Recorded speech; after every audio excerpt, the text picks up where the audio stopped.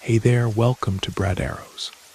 Tonight, we've got hours of chilling horror stories combined with soothing rain sounds to help you relax and sleep. Before you drift off, leave a comment below and let us know where you're listening from and what time it is. If these stories give you chills, don't forget to like, share, and subscribe. Get cozy and let the fear take over.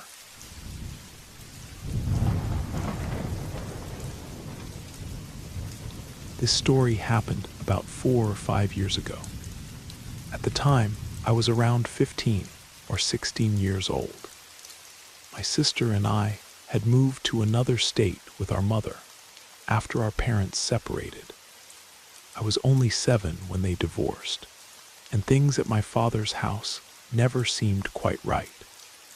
We were already well accustomed to seeing and feeling strange things, since we grew up being super sensitive to everything supernatural and paranormal. In this particular house in rural Michigan, there was no less paranormal activity than in any other house my father had lived in.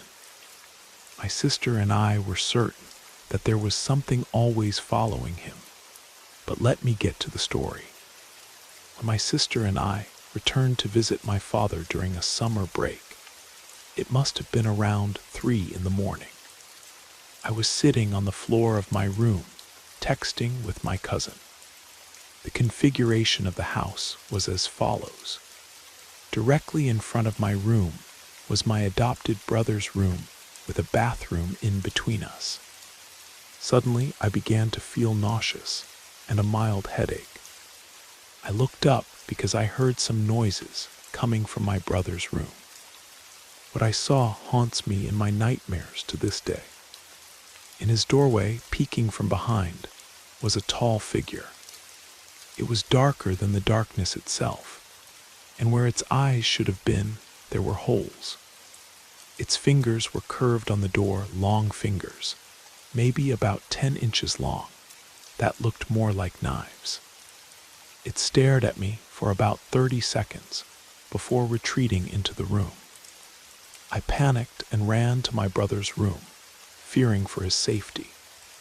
I pushed the door open, but there was nothing there. Fear took hold of me, and my adrenaline spiked. I grabbed my phone and called my sister, who was in the room above mine. She answered desperately, crying and breathless. I asked what was happening, and she said she had seen a black figure with long black fingers and no eyes crawling across the curtain above her bed and coming toward her. It was at that moment that I fell silent. Finally, I came to my senses and explained to her what I had seen. I ended up going upstairs and sleeping in her room that night.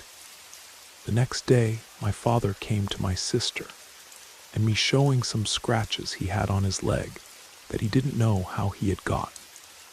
From then on, it seemed like things only got worse. My little brother began having suicidal thoughts, which was terrifying since he was only 11 at the time. My father began to become irritated and aggressive. Doors slammed in his face, unlocked themselves, and opened on their own. Our dogs were terrified of the basement and wouldn't stop barking at rooms with open doors. Finally, when we worked up the courage, we decided to talk to my father about everything that was happening. And that's when he began reading the Bible again, day and night. Things were very strange during this time. Weird things happened, and it seemed like there was a lot of bad luck. Things broke, the dogs died, cars had problems. There were family fights, and things simply disappeared. This lasted for months, until suddenly all the strange activity stopped. And along with it, the bad luck also disappeared. Years later, my father told us a story about when my sister was still a baby. She was in her crib, and he went to check on her. He saw the same figure that my sister and I described crouched over her crib. And the most frightening thing is that he continued seeing this figure for the next 20 years. Things got worse recently, and my father ended up falling into a deep depression. Paranormal activities began happening again. Voices, footsteps, doors opening and closing by themselves. By that time, we no longer had dogs since they had all passed away. But my father's cat seemed terrified by certain corners of the house. Finally, shortly after the turn from 2023 to 2024, my father decided it was time to get sober and try to fix himself, as well as rebuild our broken relationships. Since then, nothing more has happened. I've never seen or heard that thing again, whatever it was. I hope it finally leaves my father alone forever this time. There's something about addiction that seems to attract these dark entities, as if they feed on human suffering and despair. My father's journey to sobriety wasn't just about overcoming his demons. It was about banishing the literal demon that had been tormenting our family for decades. Looking back, I realized that the shadow figure wasn't just haunting our house. It was haunting my father's soul. Every drink, every moment of weakness, every spiral into darkness seemed to strengthen its presence in our lives. The scratches on his legs, the terrifying appearances to his children, the depression and aggression. It was all connected to that dark presence that fed on his pain. But when my father finally chose healing over destruction, chose hope over despair, something shifted. The entity lost its hold on him, and consequently on our family. It's been over a year now since the last incident, and our house feels different, lighter, warmer, more like a home and less like a prison. I still keep sage in my room, just in case. Some experiences change you forever, and seeing that shadow figure taught me that there are things in this world that exist beyond our understanding. But I also learned that love, family, and the human spirit's capacity for healing are more powerful than any darkness that tries to consume us. My father is a different man now, present, caring, and most importantly, free. The shadow that haunted our family for 20 years has finally retreated into whatever hell it came from. And if it ever tries to return, it will find a family that's no longer broken, no longer vulnerable to its poison. Some battles are fought in the physical world, but the most important ones happen in the darkness of the human soul. My father won his battle, and in doing so, he saved us all.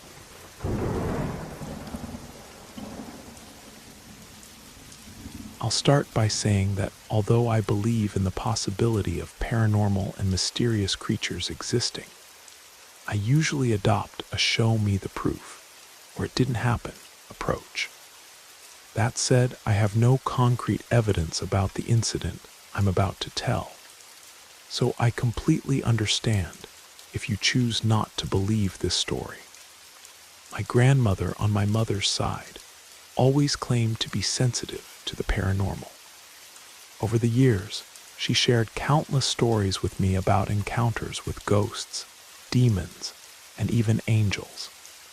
Once, she even said she encountered a demon in physical form as a man on the street, and confronted it when it tried to follow her home.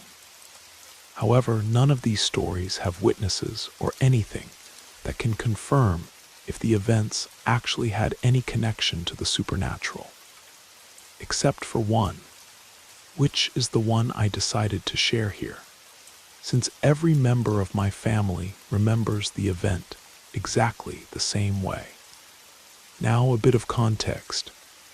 My two grandmothers, both maternal and paternal, were friends even before my parents got married. To make the story easier, I'll call my maternal grandmother Grandma Laura, and my paternal grandmother, Grandma Faith. At the time, my mother's family lived in Denver, Colorado, and my father's family went to visit them. My mother's family had just moved to a huge new house, but about 3 months after being settled, everyone began to notice strange things. Doors that opened and closed by themselves, the dog that barked incessantly at nothing, and both my grandfather and one of my aunts claimed to glimpse someone passing by. But when they looked again, there was no one there. My mother's cousin, who was staying with them at that time, began having terrible nightmares. When my father's family visited, they also went through strange situations. My father in particular said that at one point he was in a room looking for something when the door suddenly slammed shut with force, and he felt an angry presence in there. This left him so shaken that he ran out of the room and avoided going back there for the rest of the day. Curiously, Grandma Laura says she was practically the only one who didn't experience almost anything while they lived in that house. But after hearing so many times that others were seeing and hearing strange things, she decided to pray and ask God to reveal what was really happening. In the prayer, she demanded that the spirit show its face. The next night, Grandma Faith suddenly woke up in the middle of a deep sleep.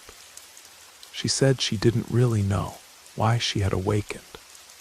When she turned in bed to try to go back to sleep, she noticed a figure near the bedroom door. Still half asleep, she thought it was her husband, my paternal grandfather, getting up to go to the bathroom. Without thinking much, she called out to him, "Robert." That's when the figure turned to stare at her. At that instant, Grandma Faith froze, sleep completely leaving her as she understood what she was seeing. She doesn't like to talk much about what she saw, and only once did I manage to get her to describe the experience to me. She said the figure was darker than the room's own darkness. It seemed to wear a hooded cloak and had red, furious eyes that glowed almost dimly. She felt a wave of hatred like she had never felt before coming from that thing. She said the time she spent staring at that thing seemed like an eternity. Eventually, the demonic specter vanished, completely disappearing from her sight, and that oppressive feeling of hatred went with it. It was only then that Grandma Faith realized that my grandfather had been sleeping beside her the whole time. Still terrified by the possibility of the demon returning, she quickly woke him up, told him what had happened, and the two prayed together. However, she couldn't sleep for the rest of the night. The next morning, she shared the story with everyone, and since she was never the type to make up something like that, Grandma Laura considered it sufficient proof. They called a priest from the area to bless the house, and everyone also prayed together, asking God to keep any evil spirits away. After that, the strange occurrences practically ceased. My mother's cousin stopped having nightmares. Doors no longer opened or closed by themselves, and no demonic specter appeared again. However, Grandma Faith still carries the trauma of the experience to this day, and has a great fear of anything related to the paranormal. I can only imagine what it must be like to wake up and find yourself face to face with a demon in your bedroom. I sincerely hope I never have to go through something like that. What strikes me most about this story is how it changed my grandmother forever. Before that night in Denver, she was always the brave one in the family, the one who would investigate strange noises or check on things that went bump in the night. But after seeing those red eyes staring at her with pure malevolence, she became someone who sleeps with lights on and refuses to be alone in any house after dark. The most unsettling part is how the entity seemed to respond directly to Grandma Laura's prayer.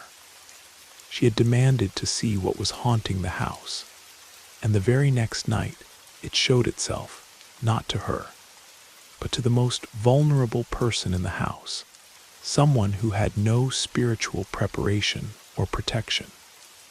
Years later, Grandma Faith told me that what terrified her most wasn't just the appearance of the demon, but the intelligence behind those glowing red eyes. It wasn't some mindless evil force. It was calculating, deliberate, and seemed to take pleasure in her fear. She said it felt like it was studying her, learning from her terror. The priest they called explained that some houses become focal points for negative energy, especially when families are going through major transitions like moves or life changes. He said the entity was likely drawn to the emotional upheaval and stress that comes with settling into a new home. But I think there was more to it than that. I believe the demon was testing the family's faith, their unity, their resolve. It chose to appear to the one person who wasn't prepared for the encounter, hoping to break their spirit and create lasting fear. In a way, it succeeded. Grandma Faith never fully recovered from that night, but her experience also galvanized the family.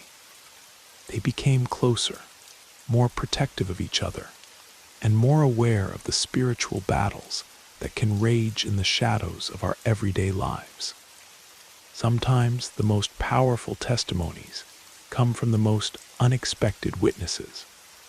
Grandma Faith wasn't seeking supernatural experiences or claiming to have special abilities. She was just a woman trying to sleep peacefully in what should have been a safe space.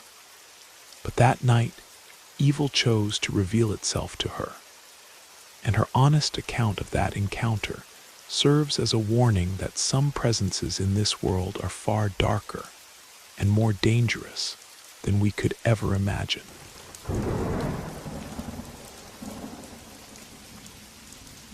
Good evening, everyone. I'm new here, and as a way of introducing myself, I'd like to share a story with you. I have several stories, some quite curious, but today I decided to tell one that isn't mine. The one who told me was my father on a night like this, 15 years ago. I remember he was standing by the window that faced the back patio of our house. Despite the rain muffling the sounds, you could hear something that sounded like the distant cry of a child. At that moment, he approached, put his hand on my shoulder, and began to tell this story. It was something that happened to my grandfather, who was responsible for caring for the lands of my great-grandparents' family. This work was crucial, especially during the rainy season that brought floods to areas near the Rio Grande in New Mexico. As still happens today, ranchers used to rent land in higher areas to protect cattle and avoid major losses from flooding. These crossings were usually long and exhausting for the animals, starting at dawn and only ending late, sometimes even the next day. On one of these occasions, when my grandfather was 16 years old, he, along with 2 ranch hands from my great-grandparents' ranch and a pack mule, had completed this crossing and had just taken the cattle to the rented pasture. While they finished counting and taking care of the paperwork, my grandfather let the others go ahead, since they would still take a while with some tasks for my great-grandparents. On the way back home, night had already caught up with them, with only a few hours left to arrive when something unusual caught his attention: the cry of a baby. The night was already completely dark, and although it was relatively common to encounter families traveling between ranches in that region, That sound sent a chill down my grandfather's spine. My father says his first thought was that maybe one of these families had been attacked by cattle thieves, and after stealing and killing the parents, they might have left the baby there, abandoned to fend for itself. With this fear in his head, my grandfather drew his revolver, dismounted his horse, and cautiously followed the sound. He soon realized the crying was coming from inside a thorny bush known as bull's horn, and there was a baby wrapped in a cowhide as if it were a blanket. Quickly, he took out his machete and very carefully made a path through the thorns, took the baby out to calm it, got back on his horse, tied the mule to the saddle, and very carefully accommodated the baby in the back, in that space between the saddle and his back. Already on the way back home, my grandfather could feel the baby's breathing and weight on his back. The baby had fallen asleep, according to him. After about half an hour of travel, he began to notice a pressure on his back that gradually increased, as if the baby's weight was getting heavier and heavier. At first, he didn't pay much attention, thinking it was just fatigue and sleepiness beginning to weigh on him.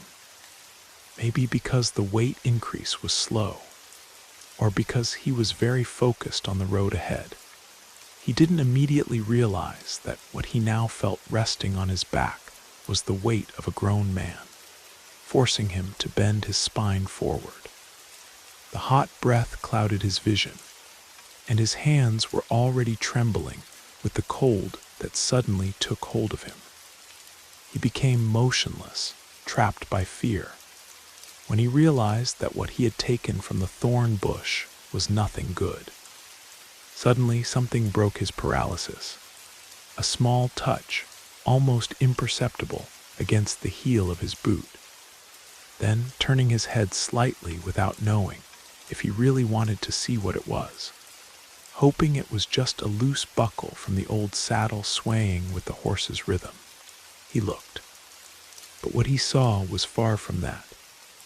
What he glimpsed, and I know this may be hard to believe, appeared to be a heron's claw with long, rotten nails of a sickly black color.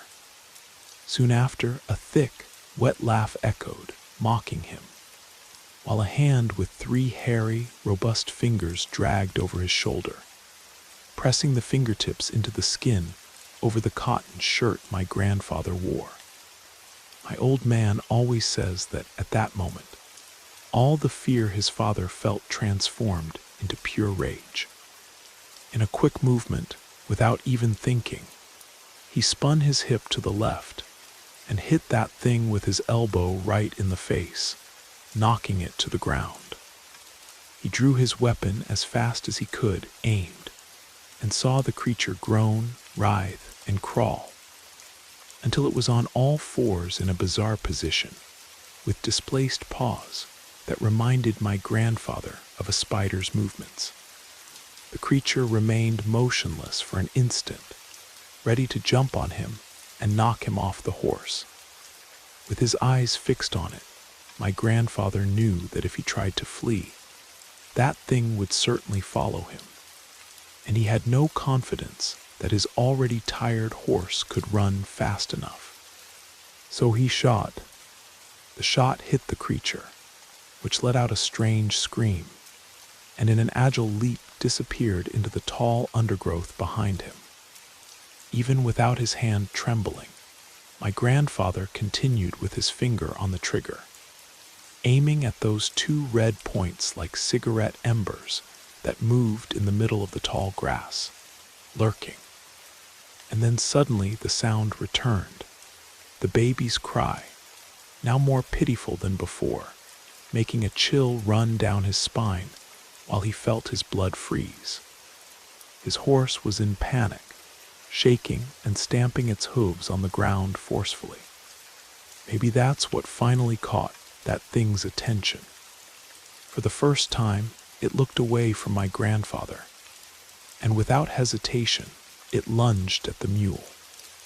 the exact moment the creature landed on the animal's back, my grandfather released the rope that connected it to the saddle, and without looking back, he made his horse bolt. He never looked back.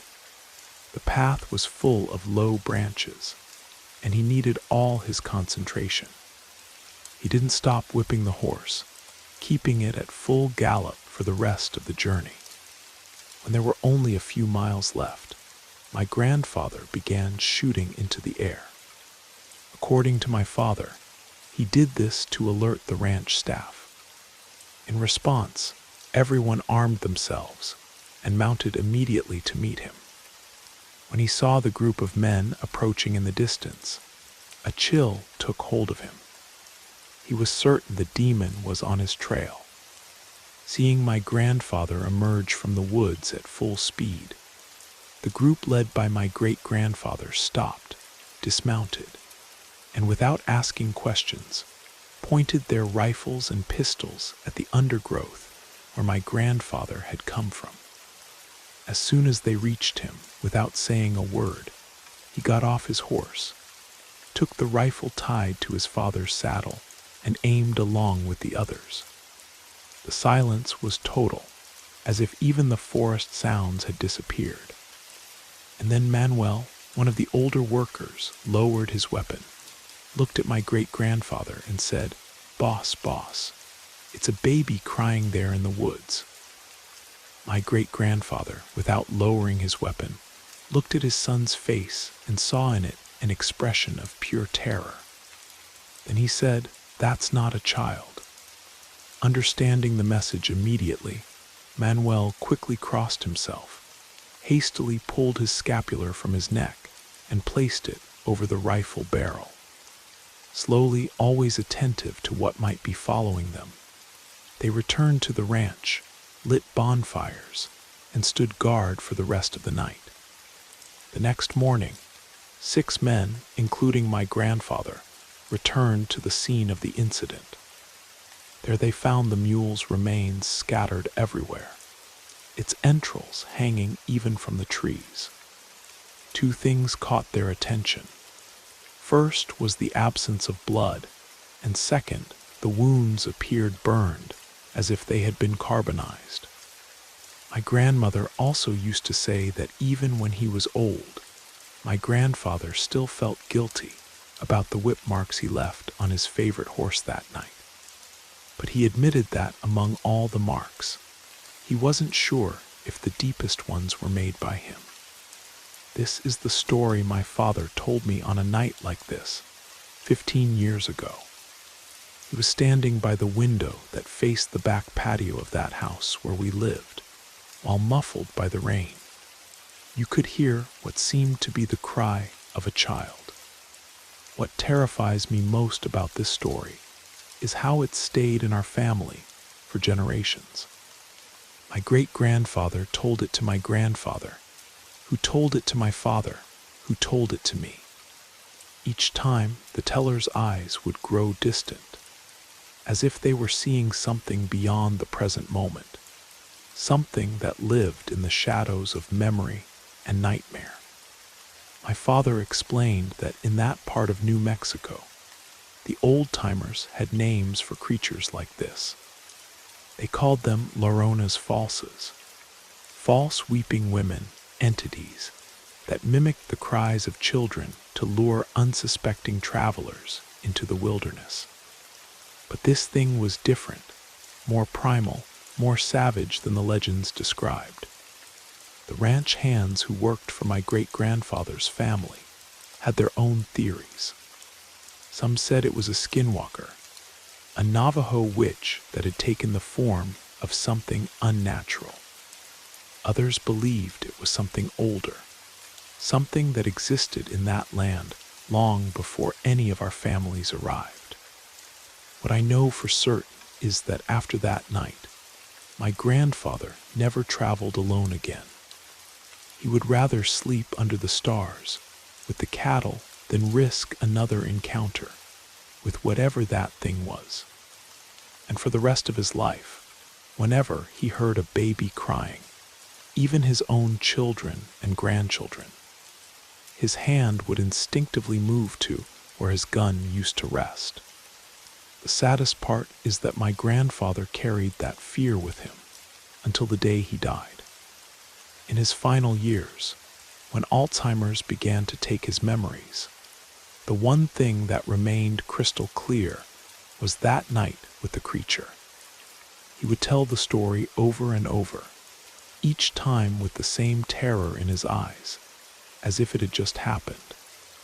Sometimes I wonder if that thing is still out there, somewhere in the New Mexico wilderness, crying its false tears and waiting for another lone traveler to show mercy to what appears to be an abandoned child. And sometimes, on nights when the rain falls hard and the wind carries strange sounds, I find myself standing at the window just like my father did, listening for something that should never be answered.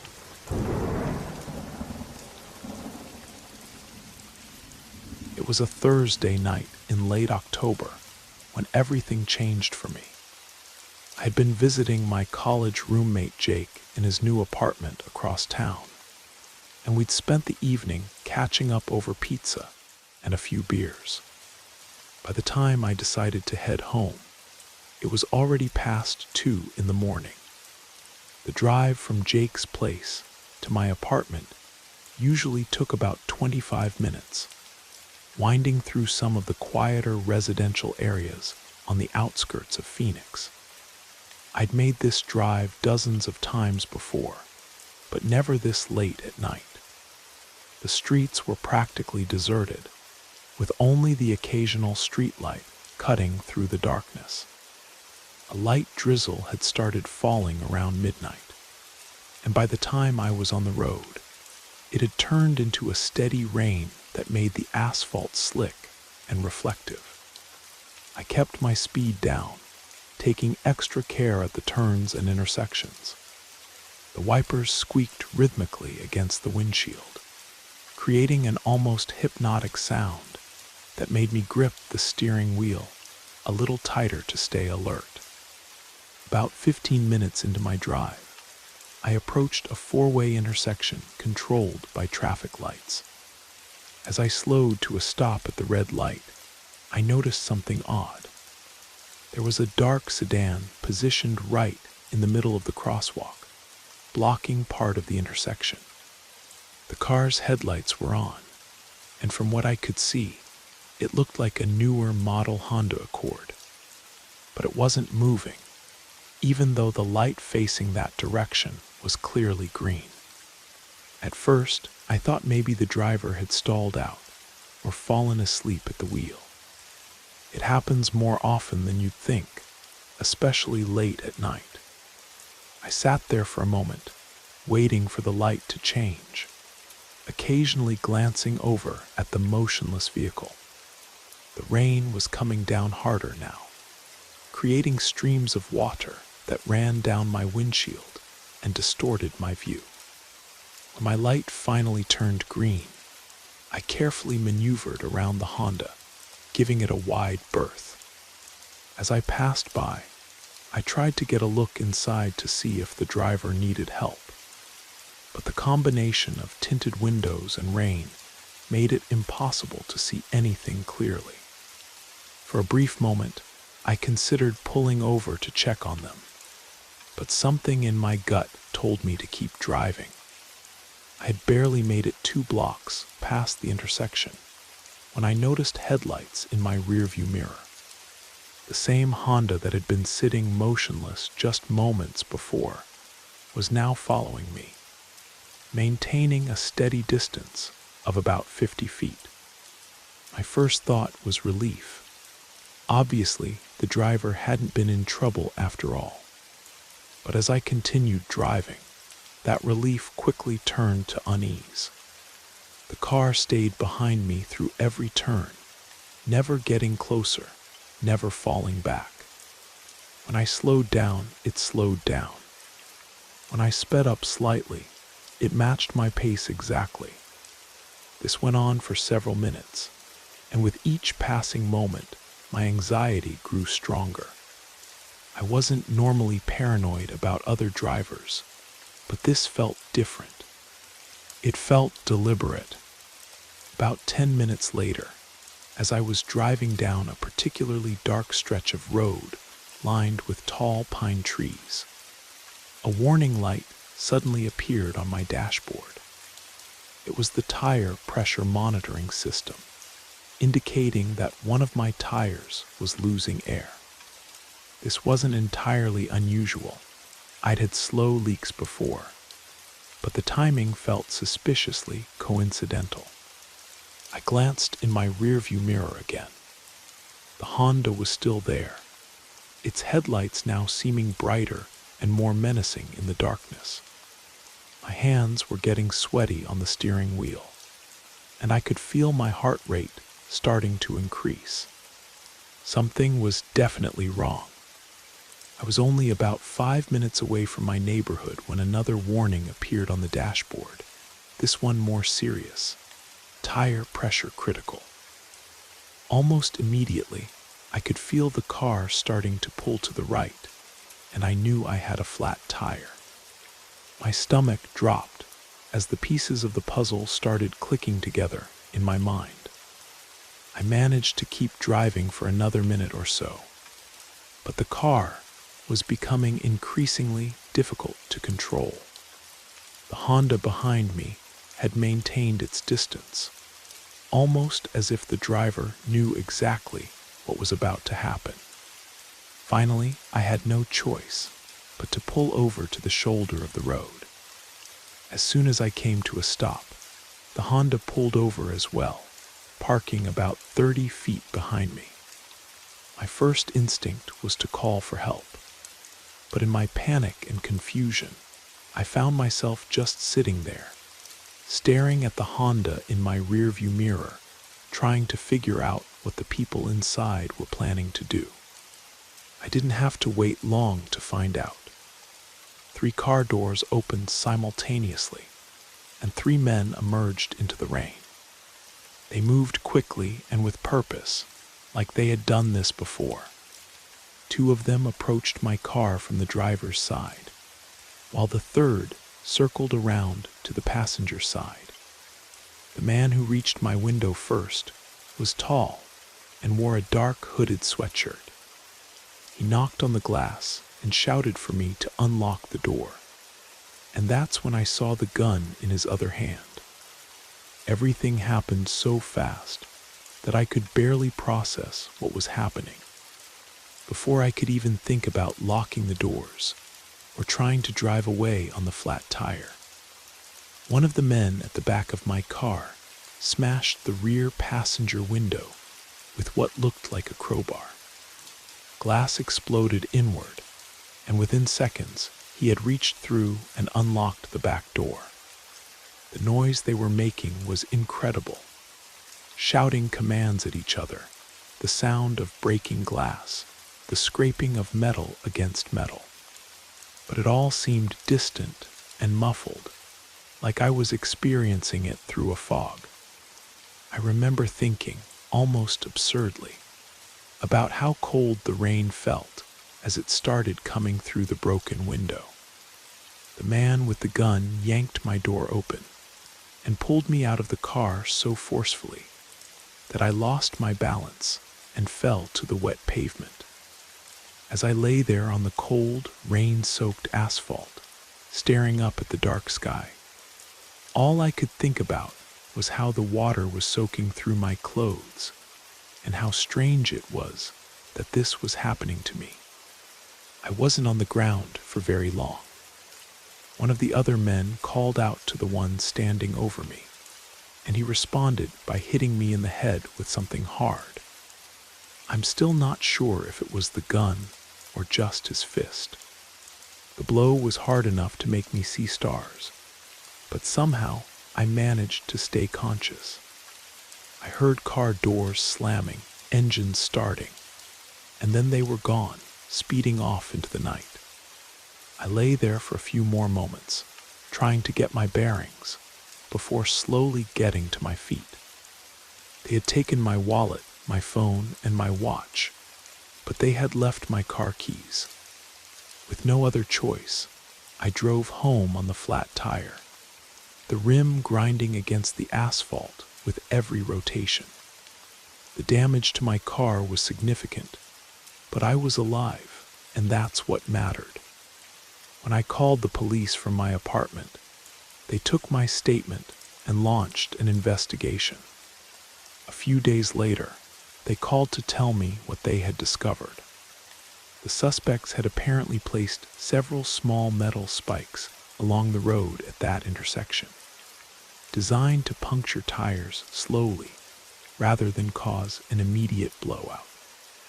I had been lucky to hit only one spike, which had caused a gradual leak rather than an instant flat. The whole thing had been a carefully planned trap, from the Honda positioned at the intersection to draw attention, to the road spikes that would disable my car in a predetermined location. The investigators told me that this type of organized highway robbery was becoming more common, and that I was fortunate the encounter hadn't ended worse than it did. Even now, months later, I still take a different route home when I'm driving late at night, and I always keep my phone fully charged and within easy reach.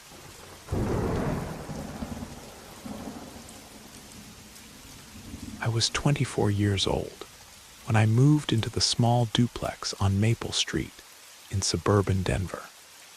It was my first time living completely on my own, and I couldn't have been happier about it. After 2 years of sharing cramped apartments with roommates who left dirty dishes in the sink and played music too loud, having my own space felt like the ultimate luxury. The duplex was perfect for my needs: 2 bedrooms, a small kitchen, and a fenced backyard where my golden retriever, Cooper, could run around safely. Cooper wasn't a large dog, but he had more energy than he knew what to do with, and he loved spending time outside, especially in the evenings when the temperature cooled down. I had been living there for about 2 years when the incident happened. It was a Wednesday night in early November, and I had the next day off from my job at the insurance office. The weather had been unseasonably warm for Colorado in the fall, but that evening brought the first real cold snap of the season, accompanied by a steady rain that tapped against the windows. I was settled in my living room around 9:30, scrolling through social media on my phone and half watching a cooking show on TV.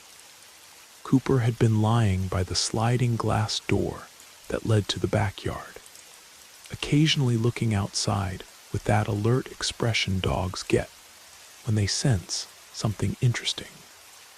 Around 10 o'clock, Cooper got up and started whining softly, pawing at the door in his usual way when he needed to go out.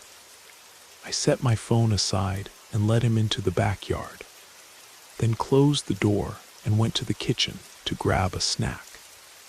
The duplex had a privacy fence that separated my yard from my neighbors, so I never worried about Cooper wandering off or getting into trouble. But within just a few minutes of letting him out, I heard him barking in a way I'd never heard before.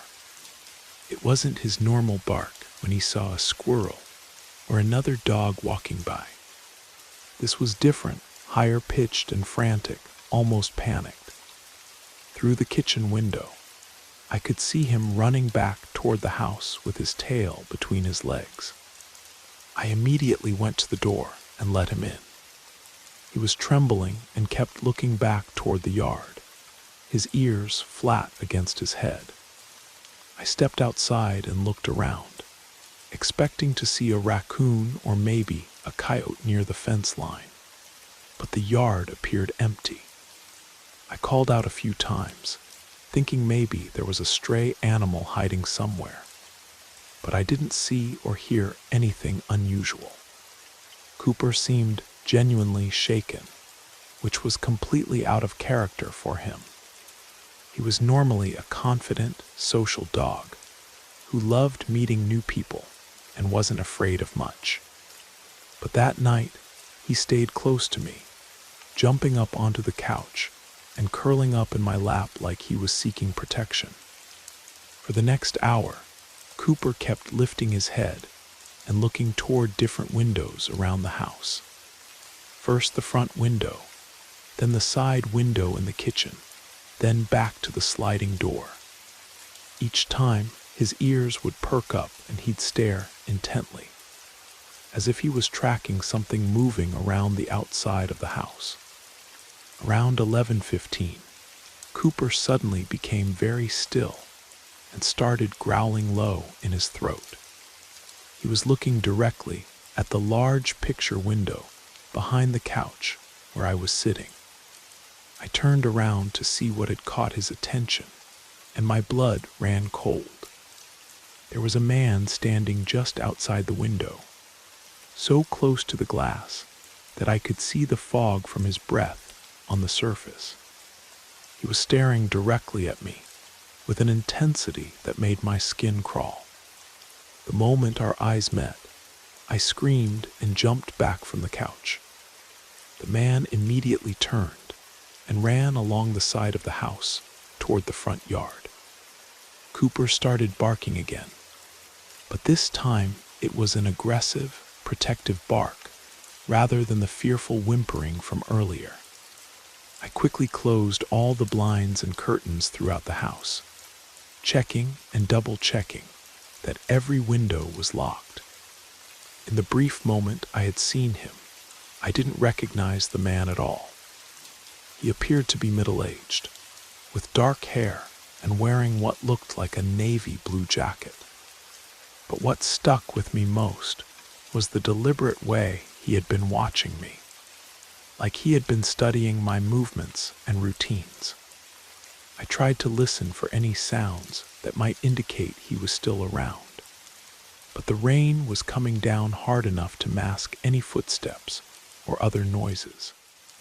Cooper seemed to calm down after about 20 minutes, which gave me some hope that the man had actually left the area.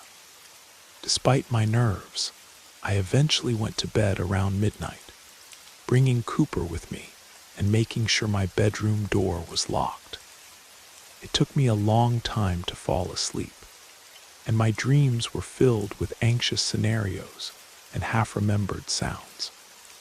I woke up sometime in the early morning hours to find Cooper standing rigid beside the bed, staring at the bedroom door with laser focus. The sight of him so alert and tense in the middle of the night sent a chill down my spine, but it took me a moment to understand why. Then I heard it, the unmistakable sound of male voices coming from downstairs. Not just one voice, but at least two different men talking to each other. They weren't trying to be quiet or hide their presence. In fact, they seemed to be having a normal conversation, as if they belonged in my house. I could hear footsteps moving around downstairs, heavy boots walking across the hardwood floors. The sound was so clear and deliberate that there was no question about what was happening. There were intruders in my home, and they weren't making any effort to conceal their presence. My bedroom door was locked, but I knew that wouldn't stop someone who was determined to get in. I picked up Cooper and carried him to the far corner of the room, behind the bed, where we might be less visible if someone broke down the door. After a few minutes of listening to the voices and footsteps downstairs, everything suddenly went quiet. The silence was almost worse than the noise had been, because now I had no idea where the intruders were or what they were doing. I grabbed my phone and called 911, whispering as quietly as I could while giving the dispatcher my address. Just as I was explaining the situation, Cooper started growling again, and I heard footsteps coming up the stairs. Slow, deliberate steps, like someone was taking their time and wasn't worried about being heard. "We know you're up there," a voice called out from the hallway. "We just want to talk. We're not here to hurt you." I told the dispatcher that the intruders were now upstairs and begged them to send help immediately. The footsteps stopped right outside my bedroom door, and I could hear at least 2 people breathing heavily in the hallway. "We're here to help you," another voice said. "Just open the door and we can work this out." I didn't respond. I was too scared to speak, and I was trying to keep Cooper quiet so they wouldn't know exactly where we were in the room. For what felt like several minutes, I could hear them just standing there, occasionally whispering to each other. "Open the door," the first voice said again, this time with more authority. The silence that followed was deafening. I could still hear them breathing, but they weren't moving or talking anymore. Then suddenly, I heard footsteps going back down the stairs. But I was pretty sure only one set of footsteps had moved away from the door. I was convinced that the other person was still standing right outside my bedroom. In the distance, I could hear sirens approaching. The sound grew louder and louder until it was clear that the police were pulling into my driveway. That's when I heard rapid footsteps running down the stairs and the sound of my front door slamming shut.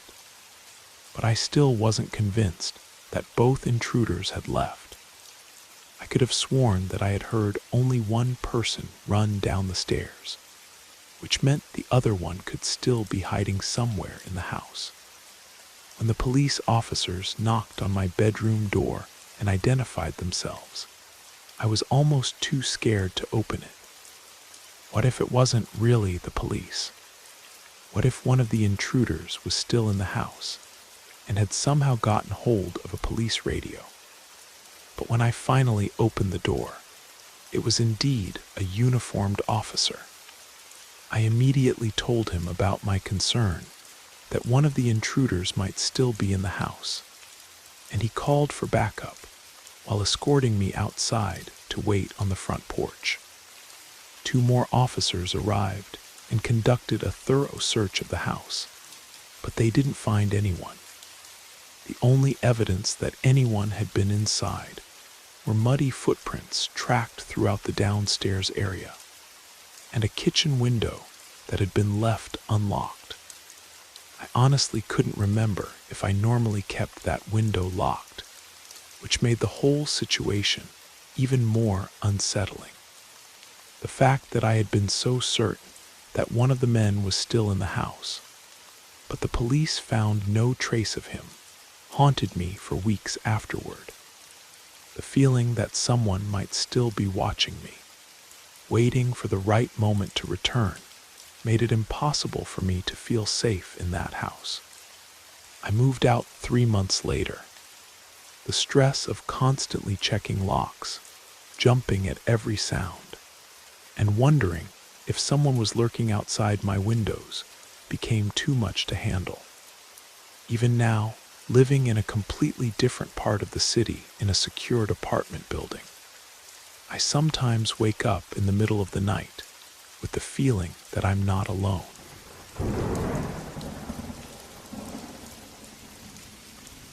I work at a 24-hour convenience store that sits at the corner of a small strip mall in Tucson, Arizona.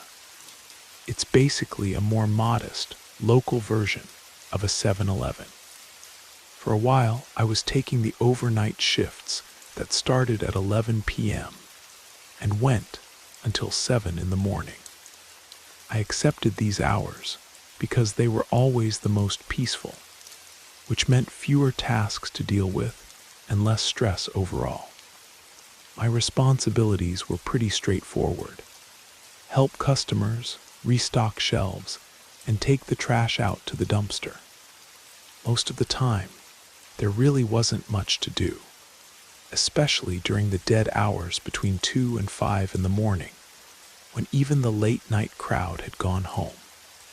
This happened in the middle of January, during one of those weeks when Arizona actually gets cold enough to need a jacket. It wasn't freezing, but there was a persistent light rain that had been falling since midnight, just enough to keep most people indoors. During quiet shifts like this, I used to step outside the store to smoke cigarettes and pass the time. I know I probably shouldn't have been doing it while on duty, but since there was rarely anyone around to complain, I figured it was harmless enough.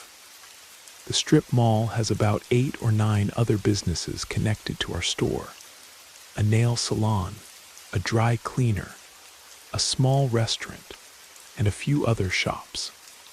Since they all keep normal business hours, none of them open before 6 or 7 in the morning. So when I saw a car pulling into the parking lot while I was having a smoke around 3:30 a.m., I immediately assumed they were coming to buy something from us.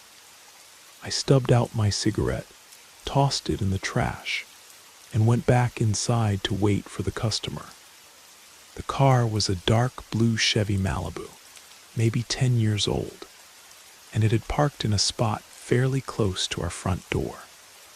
I stood behind the counter, expecting someone to walk in any moment, hoping they'd buy something quick so I could get back to my routine of doing absolutely nothing. But after waiting for several minutes without anyone coming through the door, I went back to the window to see what was going on.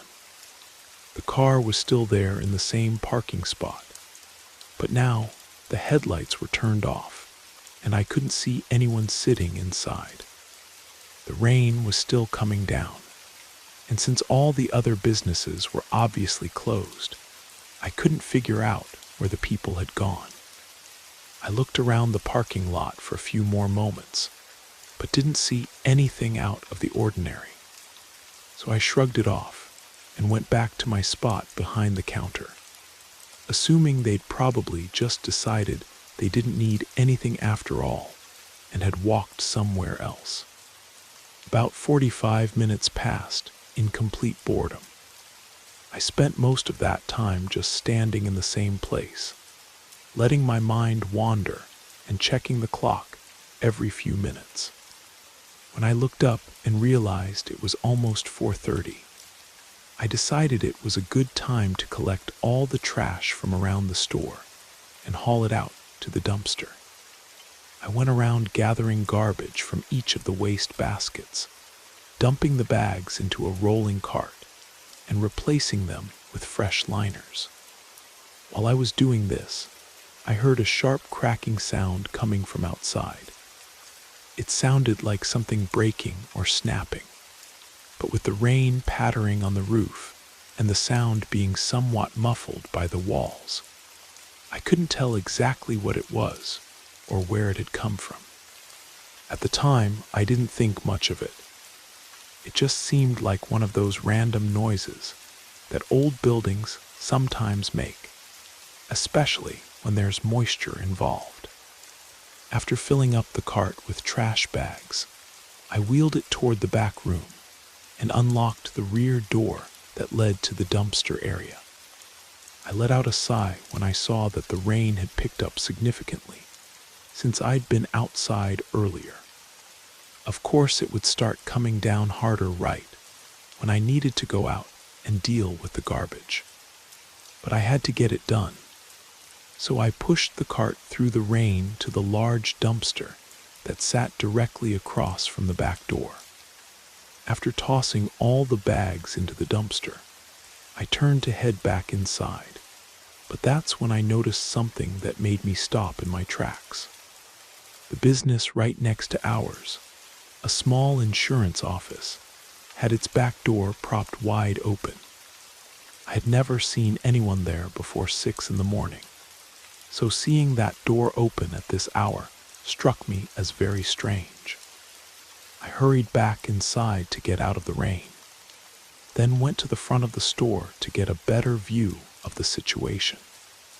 All the lights in the insurance office were still off, and from what I could see through the windows, it looked just as empty and locked up as it always did at this time of night. I stared at that open door for several minutes, trying to make sense of what I was seeing. Finally, my curiosity got the better of me, and I decided to go back outside and take a closer look. I told myself I was just being a good neighbor, making sure everything was okay. I walked back to the area near the dumpster and approached the open door cautiously. It led into what appeared to be a small storage room, which probably connected to the main office area through an internal door. I stopped in the doorway, not wanting to actually go inside and give the impression that I was trespassing or breaking in. Now that I was closer, I could hear someone moving around in the room beyond the storage area. There were footsteps, the sound of drawers being opened and closed, and what sounded like papers being shuffled around. It definitely sounded like someone was making a mess, which only made me more curious about what was going on. "Hey, is everything okay in there?" I called out, hoping that an employee of the insurance office would answer and put my mind at ease about the situation. The noise stopped immediately. I waited for several seconds, expecting someone to respond and explain what they were doing there, but no one answered. After a moment of silence, I realized that whatever was happening in there probably wasn't legitimate business. I quickly backed away from the door and jogged back to my store through the rain. That's when I noticed something that made my stomach drop. Looking at the door I had just left, I could see that something was missing. It took me a second to process what I was looking at, but then I realized that the door handle was gone. There was just an empty hole where the handle and lock mechanism should have been. I looked down at the ground near the door and saw the broken handle lying in a puddle. That must have been the cracking sound I had heard earlier. Someone had broken off the door handle to get inside. I ran back to my store and immediately locked all the doors, then called 911 and my manager to report what I had discovered. While I waited for the police to arrive, I went to the wall that separated our store from the insurance office and pressed my ear against it, trying to hear what was happening on the other side. Whoever was in there had obviously realized that I had called for help, because now I could hear them moving around much more frantically. They were running back and forth, knocking things over and apparently grabbing whatever they could carry. About 5 minutes later, I saw flashing lights outside and heard sirens coming around to the back of the building. The footsteps in the next building became even more hurried, heading toward the rear of the office. And then I heard shouting, probably the police officers who had found the intruder. I waited another minute or so before checking the back door. By the time I stepped outside, the situation had calmed down considerably. So I walked over to talk to the officers and thank them for responding so quickly. They told me that the man they had arrested was found with a pillowcase stuffed with nearly $3,000 worth of stolen merchandise and office equipment. He was also carrying an unloaded handgun and a collection of tools designed specifically for breaking into doors and bypassing locks. I learned later that he had also broken into another business, 2 doors down from the insurance office. I don't know if he was aware that I was working that night, but our store lights were clearly on, so it didn't seem likely that he would have tried to rob us as well. However, the police did find several scratch marks around the handle of our back door, which suggested that he might have attempted to break in earlier in the evening before deciding to target the other businesses instead. The whole experience made me much more aware of my surroundings during those late-night shifts, and I never went outside alone to smoke after that. Sometimes the quiet overnight hours aren't as peaceful as they seem.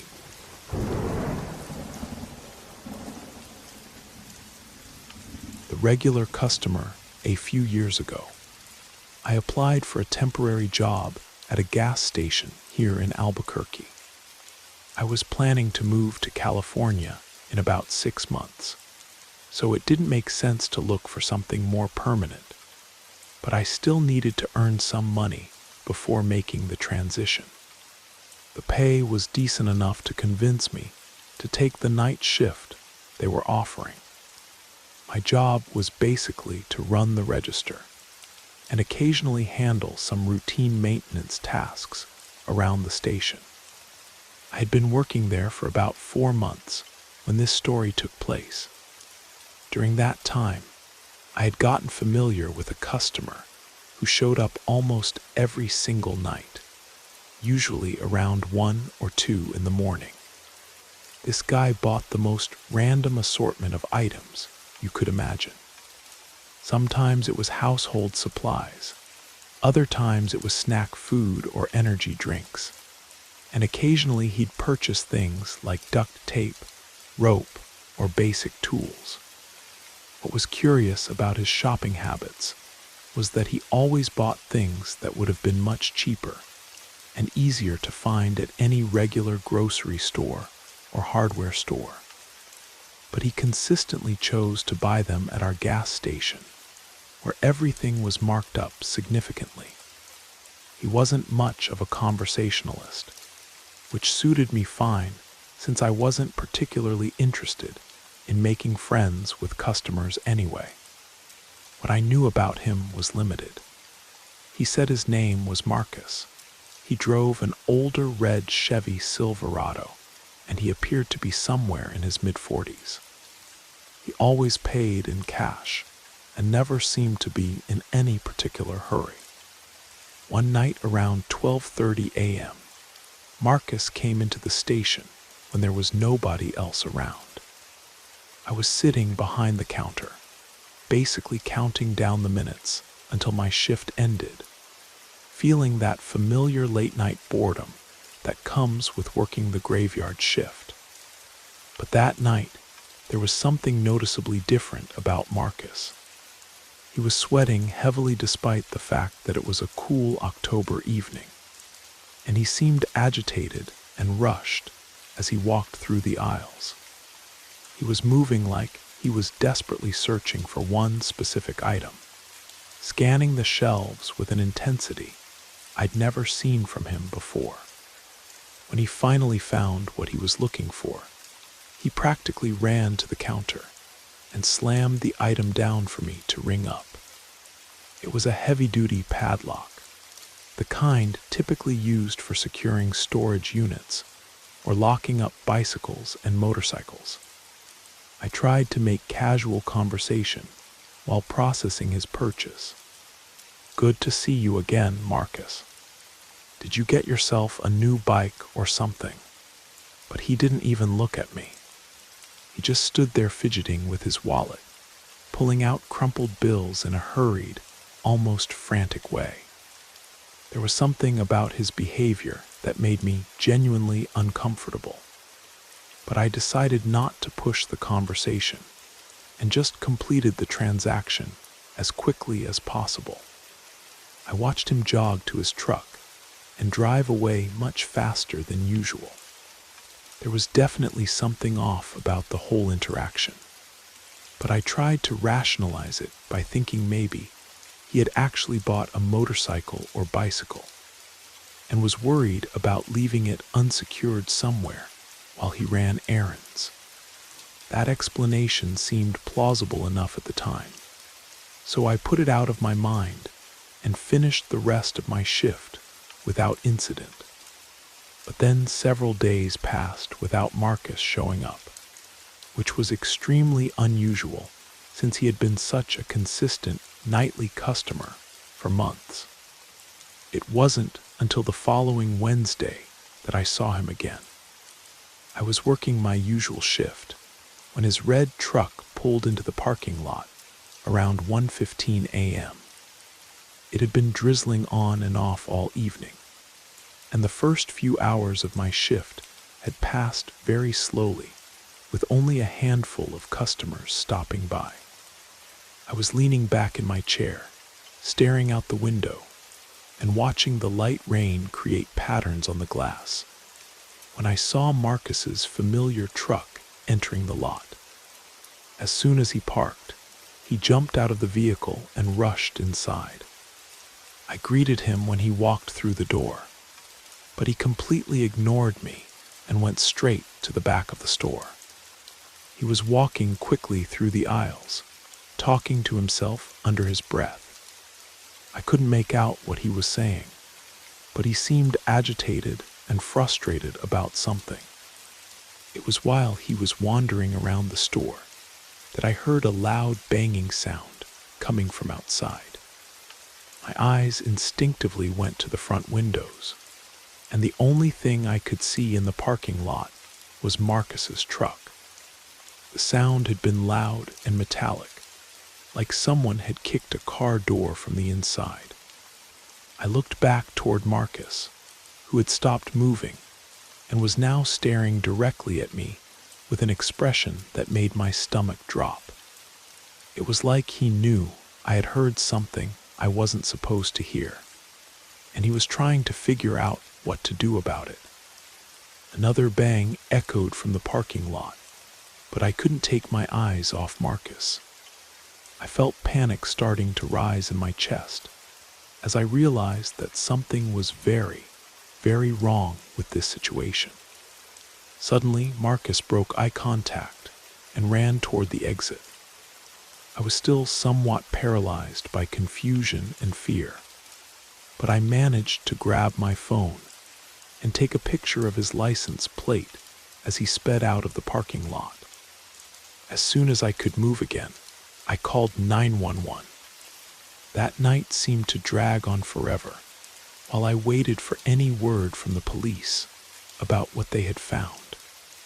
It wasn't until I got home around 6:30 in the morning that I finally received a call from the investigating officers. They had located Marcus using the license plate number I had provided, and they had found a woman with him who had been kidnapped. According to what the police told me, Marcus had moved less than a week earlier to an isolated cabin on the outskirts of town, and there was no previous address on file for him, which explained why law enforcement had no way of tracking his activities before this incident. Fortunately, they were able to rescue the woman before anything worse happened to her. They also discovered that Marcus wasn't his real name, which honestly didn't surprise me much given everything else about the situation. But the most important thing is that he's in prison now, and the woman he had taken is safe. Looking back, I realized that the banging sounds I heard were probably her trying to escape from his truck. And if I hadn't called the police when I did, the outcome could have been much more tragic. The whole experience taught me to trust my instincts when something feels wrong, even if I can't immediately explain why. Sometimes the people who seem most normal on the surface are the ones you need to be most careful around.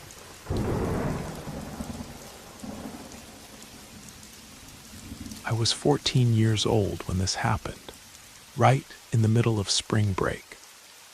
My parents were celebrating their wedding anniversary that week, so they had driven about 2 hours north to stay at a fancy resort hotel for a romantic weekend getaway. With the house to myself for the first time ever, I decided to invite my best friend Ryan over for what we thought would be the ultimate sleepover. He brought a bunch of snacks and sodas that we set up on the coffee table in our finished basement, and we immediately fired up the PlayStation for what we planned to be an epic all-night gaming session. We had the volume turned up pretty loud and spent about 4 hours straight playing various games, completely absorbed in our virtual worlds. At some point around midnight, Ryan went upstairs to get a glass of water from the kitchen, and when he came back down, he looked genuinely worried. I asked him what was wrong, and he told me that he had seen someone outside the house near the kitchen area.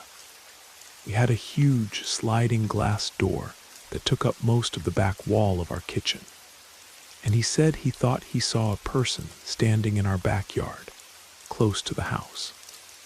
At first, I assumed he was just trying to mess with me and scare me, but Ryan seemed completely serious. He wasn't the type to play pranks like that, and he looked genuinely shaken by whatever he had seen.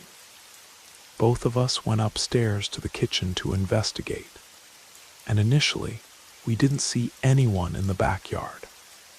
But when we looked more closely at the sliding glass door, we noticed several smudges and fingerprints on the glass, like someone had been pressing their hands and face against it to look inside.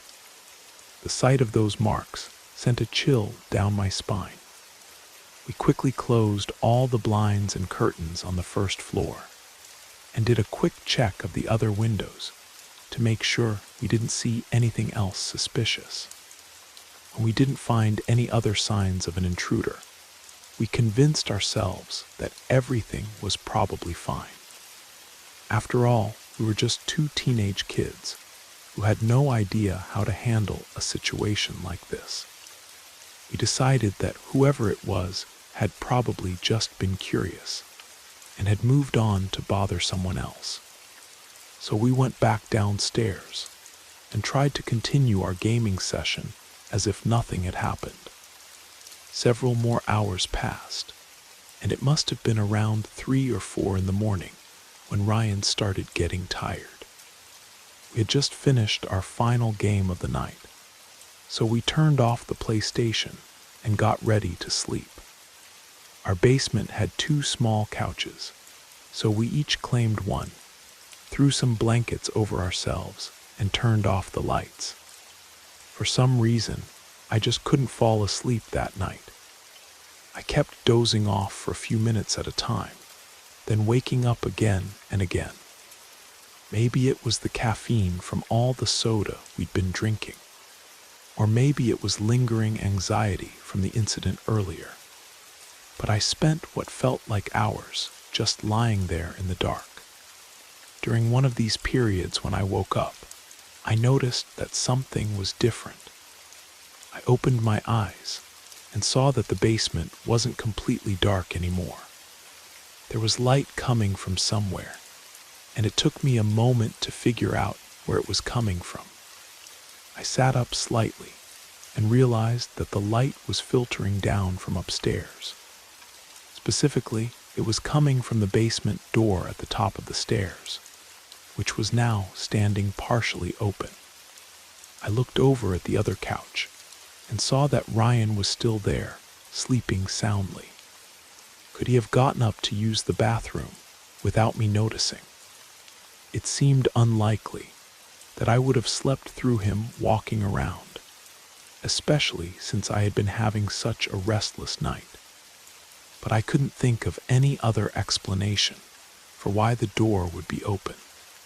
Feeling too unsettled to go back to sleep without checking it out, I got up and walked to the bottom of the staircase. When I looked up toward the open door, I could see that not only was the basement door open, but several lights were on throughout the first floor of the house. The hallway light was on, and I could see the glow from the kitchen as well. That's when I remembered the man Ryan had seen outside earlier in the evening, and a wave of fear washed over me.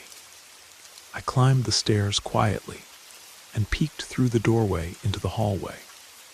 The house was eerily quiet, but all the lights that I distinctly remembered turning off before we went to sleep were now on. I walked carefully toward the kitchen to look out the sliding glass door again, thinking maybe I'd see whoever had been lurking around earlier. The backyard looked empty and normal, but when I turned around to head back toward the basement, something moved in my peripheral vision. I spun around quickly, looking back toward the hallway, and caught a glimpse of someone or something moving rapidly into one of the other rooms. I had no idea what to do. I was completely frozen with terror for several seconds before I finally found the courage to run back down to the basement. I shook Ryan awake and gave him a quick explanation of what I had seen. After Ryan heard what was happening, he was just as scared as I was. We decided to hide in a storage closet down in the basement and call the police from there. While we waited for help to arrive, we could hear someone moving around upstairs. It sounded like whoever it was wasn't trying to hide their presence anymore. We could hear heavy footsteps walking from room to room, like they were searching the house for something specific. After what felt like an eternity, but was probably only about 10 minutes, everything went completely silent upstairs. We had no idea if the intruder had left, or if they were just being quiet, which somehow made the situation even more terrifying. When we finally heard sirens approaching the house, we also heard rapid footsteps running toward the back of the house, followed by what sounded like our sliding glass door being opened and closed. The police officers who responded were very thorough in their search, but by the time they arrived, whoever had been in our house was long gone. They discovered that the small latch that secured our sliding glass door had been broken, which explained how the person had gotten inside. For several years after this incident, every few months we would find those same types of handprints and smudges on the sliding glass door, like someone was still periodically checking to see if anyone was home and peering inside. It was only after my parents installed a security camera system that these visits finally stopped. We never found out who the intruder was or what they wanted that night. The fact that they seemed to be specifically looking for something, rather than just stealing obvious valuables, made the whole experience even more unsettling. Even now, more than 10 years later, I still get nervous when I'm alone in a house at night, especially when I hear unexplained sounds or notice lights that I don't remember turning on.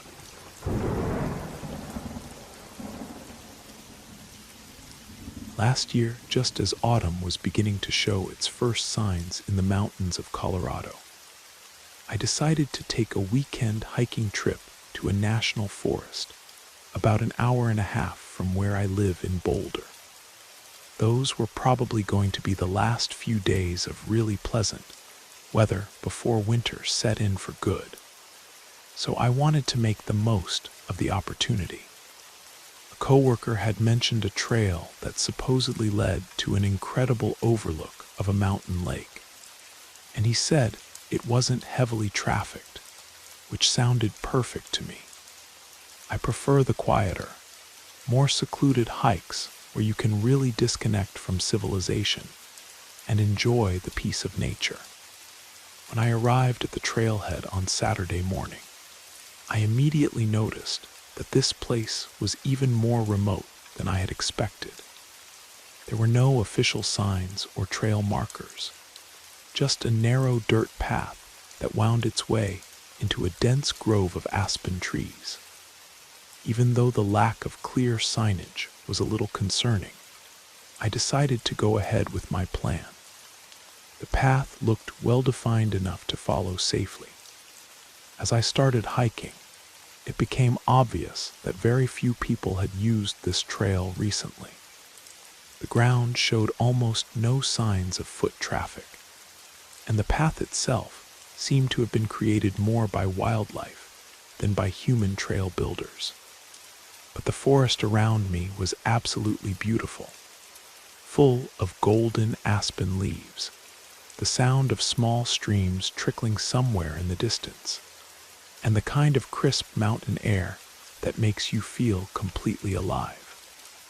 After walking for about a mile, I started noticing something peculiar. There were other trails branching off from the main path I was following, leading deeper into the forest in seemingly random directions. I stuck to what appeared to be the primary route, but I couldn't understand why there would be so many side trails connecting to a path that was already so rarely used. As I continued hiking, more and more of these mysterious side trails kept appearing, diverging from my route at odd angles and disappearing into thick stands of trees with no clear destination. It was genuinely puzzling, like someone had created an elaborate network of paths that led nowhere in particular. After about 3 hours of hiking, the main trail I had been following simply ended. There was no overlook, no lake, no scenic destination, just a wall of dense forest with no clear way forward. I stood there for several minutes, trying to figure out what had gone wrong with my navigation. That's when I heard footsteps behind me. I turned around and saw a man walking along the trail I had just been on. He was wearing an old, tattered military-style jacket and didn't appear to be carrying any kind of backpack or hiking gear.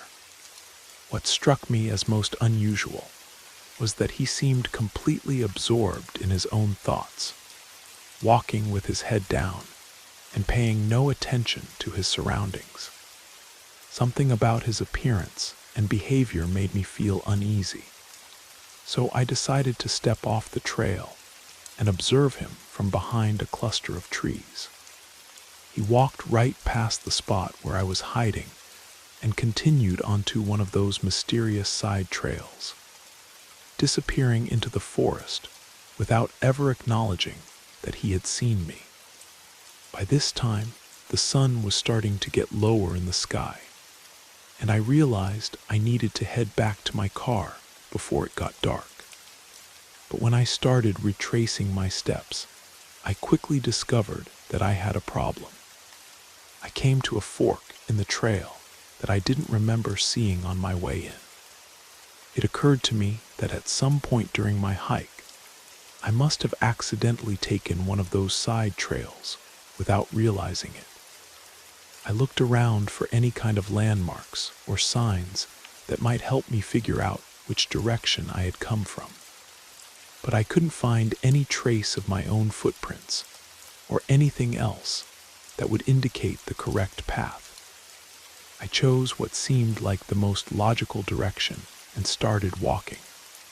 But after several minutes, I heard those same slow, deliberate footsteps behind me again. I turned around and saw the same man from before, now following the trail I was on.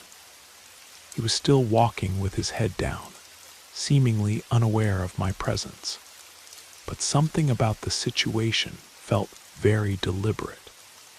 When he got close enough, I could see that he was staring at the ground directly in front of him, as if he was tracking something. But he was definitely following the same route I was taking, which seemed like too much of a coincidence. I decided to get off the trail again and hide behind a large pine tree while he passed by. But this time, instead of walking past my hiding spot, he stopped directly in front of the tree I was behind and just stood there for several long moments. Even though he never looked up or acknowledged my presence, I had the distinct feeling that he knew exactly where I was.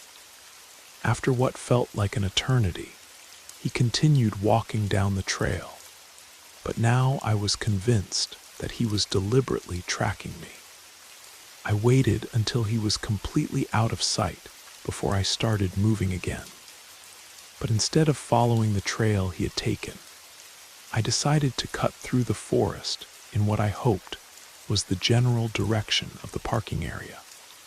For the next hour, I bushwhacked through dense undergrowth and over fallen logs, trying to find my way back to civilization. I was starting to get genuinely worried about being stuck in the forest after dark, when I finally heard the sound of cars on a distant road. I pushed through the last section of trees and emerged onto the shoulder of the highway, about half a mile from where I had parked my car. It was only when I was safely back in my vehicle, with the doors locked, that I allowed myself to think about what had really happened out there. The man I had encountered definitely hadn't been on a casual nature hike. His behavior, his appearance, and the way he seemed to be following me suggested that he had much darker intentions. The fact that he knew those trails well enough to navigate them, without any visible markers, made me think he had been using that area for purposes that had nothing to do with legitimate outdoor recreation. I never did find that scenic overlook my coworker had told me about, and I've never been back to that particular area of the forest. Some trails are better left unexplored.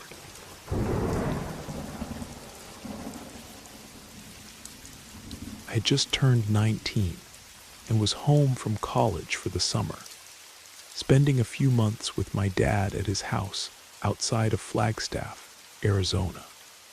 His place was nestled right at the edge of a massive stretch of national forest, and whenever I stayed with him, I felt completely disconnected from all the stress and chaos of college life. Being surrounded by nothing but trees and mountains for miles in every direction was incredibly therapeutic. During that particular summer, I got the idea to do some solo camping in the forest behind my dad's property. I had all the necessary gear and plenty of camping experience, so it seemed like a fun and harmless way to spend a couple of days. My plan was to hike for about 45 minutes until I found a good spot to set up camp, then just relax and enjoy being completely isolated from civilization. I set out late in the afternoon, giving myself enough time to find a suitable campsite and get everything set up before the sun went down. The hike was peaceful and meditative. No music, no distractions, just the sounds of the forest and the feeling of my boots on the pine needle-covered ground. After walking for the better part of an hour, I found a small clearing that seemed perfect for my purposes. I set up my tent, built a fire ring with some nearby rocks, and spent the evening sitting by the flames, watching the stars appear one by one in the darkening sky. The next morning, I woke up feeling more refreshed than I had in months. Instead of packing up and heading home right away, I decided to extend my camping trip by another day. I took a leisurely hike around the area, found a comfortable spot to sit and read for a while, and just enjoyed the complete solitude. But when the second evening rolled around and I started thinking about heading back to my dad's house, I realized I had a problem. As I started hiking in what I thought was the direction I had come from, nothing looked familiar. There wasn't really a defined trail through this part of the forest, so I had been relying on my general sense of direction and a few landmarks I thought I remembered. After walking for what felt like much longer than the original 45-minute hike, I stopped and tried to get my bearings. I couldn't see any signs of the road that led to my dad's house, and I wasn't even sure I was walking in the right direction anymore. As the sun started to set and the forest grew darker around me, I began to feel the first stirrings of real panic. I had enough camping gear to spend another night outdoors if necessary, but I was supposed to be back for dinner, and I knew my dad would start worrying if I didn't show up. I continued walking as the daylight faded, scanning the darkening forest for any sign of a road or a house or anything that might help me figure out where I was. That's when I saw a faint light flickering in the distance between the trees. A wave of relief washed over me as I started walking toward the light, thinking it must be coming from my dad's house or maybe a neighbor's place. At the very least, I figured I could ask for directions or use someone's phone to call for help. But as I got closer to the source of the light, I realized it wasn't coming from a residential house at all. It was a small, rustic cabin tucked deep in the forest, surrounded by tall pines that had hidden it from view until I was almost on top of it. The cabin looked old and weathered, like it had been built decades ago and hadn't seen much maintenance since then. There was a single light glowing in one of the downstairs windows, but I couldn't see any signs of a driveway or a road leading to the property. It seemed like whoever lived here would have to hike in and out just like I had been doing. I walked around the perimeter of the clearing, staying in the tree line and looking for any indication of how to get from here to a main road. But there was no driveway, no path, no power lines, nothing that would suggest this place was connected to the outside world in any conventional way. With no other options available, I decided I would have to approach the cabin and ask whoever lived there for help getting back to civilization. I walked across the clearing to the front door, paused for a moment to listen for voices or other signs of activity, then knocked. I heard footsteps coming down what sounded like wooden stairs, and then the door opened to reveal two men who both appeared to be in their early 40s. They had unkempt beards and were wearing clothes that looked like they hadn't been washed in quite a while. One of them stepped forward and looked past me toward the tree line, like he was expecting to see other people with me. There was an uncomfortable silence for several seconds before I explained my situation. "Hi, sorry to bother you, but I'm lost, and I was wondering if you could point me toward the nearest road," I said. Both men looked at each other with expressions I couldn't quite read. Then one of them said, "Sure, we can help you out. Why don't you come inside for a minute?" Something about the way he said it made me uncomfortable. "That's okay, I just need directions. If you could just tell me which way to go, I'd really appreciate it." They exchanged another look, and then the second man stepped out of the cabin and moved closer to me. "We just want to talk to you about what you're doing out here," he said, scanning the forest behind me more carefully. When he came outside, I could see into the cabin's interior for the first time. The main room was almost completely empty, except for a single battery-powered lantern sitting on the floor, surrounded by what looked like camping gear and empty food cans. It definitely didn't look like a place where anyone lived permanently. I took a step backward, putting more distance between myself and the two men. I was just camping. I got turned around trying to find my way back. That's when the atmosphere changed completely. Both men's expressions became cold and predatory, and I could tell that whatever they had been planning, my presence had complicated their situation. Before I could react, one of them lunged toward me, trying to grab my arm and pull me toward the cabin. Fortunately, I had been expecting something like this and was able to dodge out of the way before he could get a solid grip on me. I immediately started running toward the tree line, hearing one of them pursuing me for the first few yards. But as soon as I made it into the dense forest, he gave up the chase.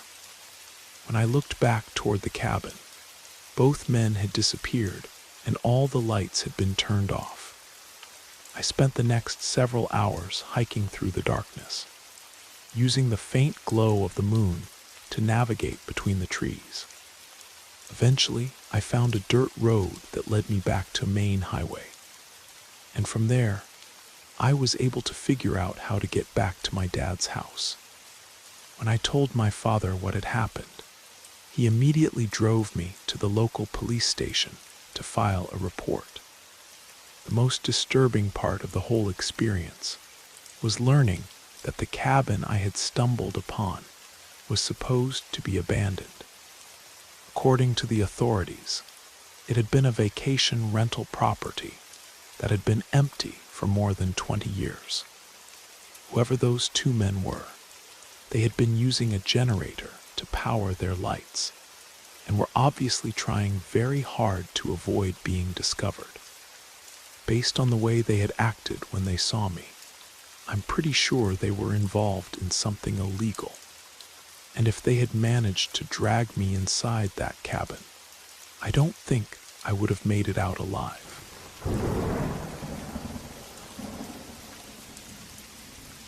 I was 16 years old when this happened, working part-time at a small independent coffee shop 3 evenings a week after school.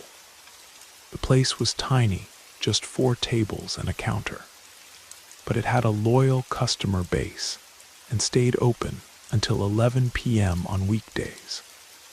I had been working there for about 3 months and had gotten to know most of our regular customers pretty well.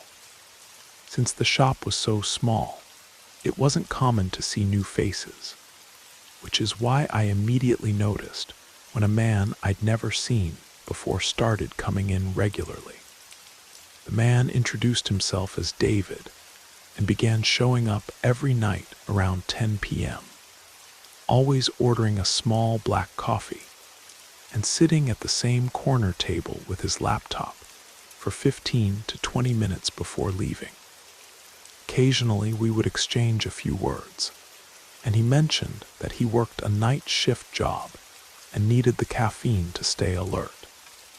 I never let our conversations go on for very long, because I didn't feel comfortable sharing personal information with older customers, especially considering I was barely 16.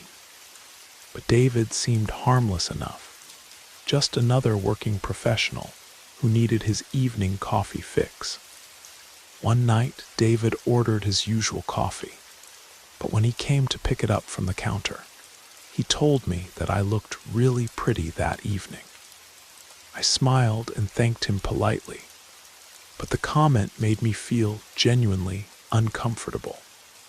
I was also the only employee in the shop that night, so being alone with him while he made personal comments about my appearance was definitely unsettling. He left shortly after that, but the next day I decided to ask my coworker Sarah about him. She worked the closing shift on the days I wasn't there, so I thought she would know who David was and might be able to tell me if she had noticed anything strange about his behavior. But to my surprise, Sarah had no idea who I was talking about. Even after I described David in detail, she insisted that she had never seen him before. This was puzzling because David had told me that he came in every single night before his work shift, which should have meant that Sarah would have served him on at least half of his visits. That night, Sarah left at 9 p.m., and I took over for the final 2 hours of closing time. I spent the next hour trying to convince myself that I was overreacting, and that there was probably a perfectly innocent explanation for the discrepancy in David's story. I was in the back storage room organizing inventory when I heard the front door chime. I took a deep breath and tried to prepare myself to act normally. But when I stepped into the main area, the door flew open with unusual force. David was standing there holding the door open, and he had an odd smile on his face. "Just wanted to check on you," he said, then took 2 steps backward and let the door close. The storage room was located behind the counter, in an area that was supposed to be for employees only. And David had come into that space within seconds of entering the shop. The only way he could have known I was back there was if he had been watching me through the windows before he came inside. Something was definitely very wrong with this situation, especially considering everything else that had been bothering me about David's behavior. I went to the register where he was now standing and took his order, but I could feel his eyes following my every movement as I prepared his coffee. When I handed him the cup, he gave me an exaggerated thank you and went to sit at his usual table. But instead of opening his laptop like he normally did, he just sat there staring at me while I tried to focus on my closing duties. It was 10:45 p.m., 15 minutes past the time when David usually left, but he was still sitting at his table, apparently waiting for something. Since the shop officially closed at 11, I finally had to walk over and tell him that I needed to lock up. He smiled and said, "Of course," but he didn't get up right away. Instead, he waited for me to walk back toward the counter, then slowly gathered his things and stood up. When I went to hold the front door open for him, David positioned himself right next to me, so close that I could feel his breath on my neck while I was trying to lock the deadbolt. "Have a good night," I said, turning toward my car as quickly as possible. "You too," he replied, but I could tell he was still standing right behind me as I walked across the parking lot. As soon as I pulled out of the shopping center, I noticed headlights in my rearview mirror. The car followed me through several turns and even into my residential neighborhood, which confirmed my worst fears about what David was really up to. Terrified about what might happen if he figured out where I lived, I started driving randomly through different streets while I called 911 on my phone. I explained my situation to the dispatcher and described the car that was following me. The operator instructed me to keep driving around the neighborhood until a police officer could intercept us. But before that could happen, the car that had been following me suddenly turned onto a different street and disappeared. I continued driving aimlessly for another 10 minutes or so, just to make sure I was really safe before finally heading home. But when I turned onto my street, my heart nearly stopped. There was a police car parked in front of my house, and the same car that had been following me was there too. It was David, just as I had feared. But the most shocking thing was realizing that he somehow already knew where I lived. That night I was incredibly lucky, because if I hadn't called the police when I did, I probably would have been kidnapped or worse. It's terrifying to think that David might have been following me home from work for weeks before this incident, possibly even watching my house and learning my family's schedule. The investigation revealed that David had been lying about almost everything: his name, his job, and obviously his reason for coming to the coffee shop. He had clearly been targeting me specifically, which explained why he only showed up on the nights when I was working. Even now, several years later, I'm still grateful that I trusted my instincts and called for help when I did.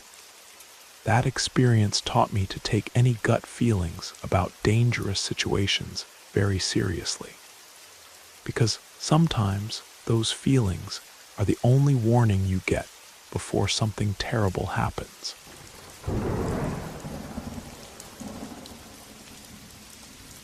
I work a somewhat unusual schedule that has me starting very early in the morning and finishing around noon.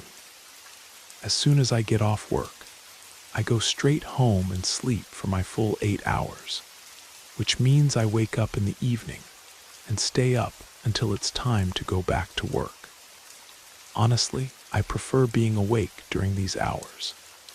There's something about the nighttime that feels more peaceful and less chaotic than the daytime rush that most people deal with. The world feels quieter and more manageable when everyone else is asleep. It was a typical Tuesday evening in late October when this incident occurred. I had finished my usual post-work routine of eating dinner and taking care of some household tasks. And around 2 in the morning, I decided to take a walk before heading to work.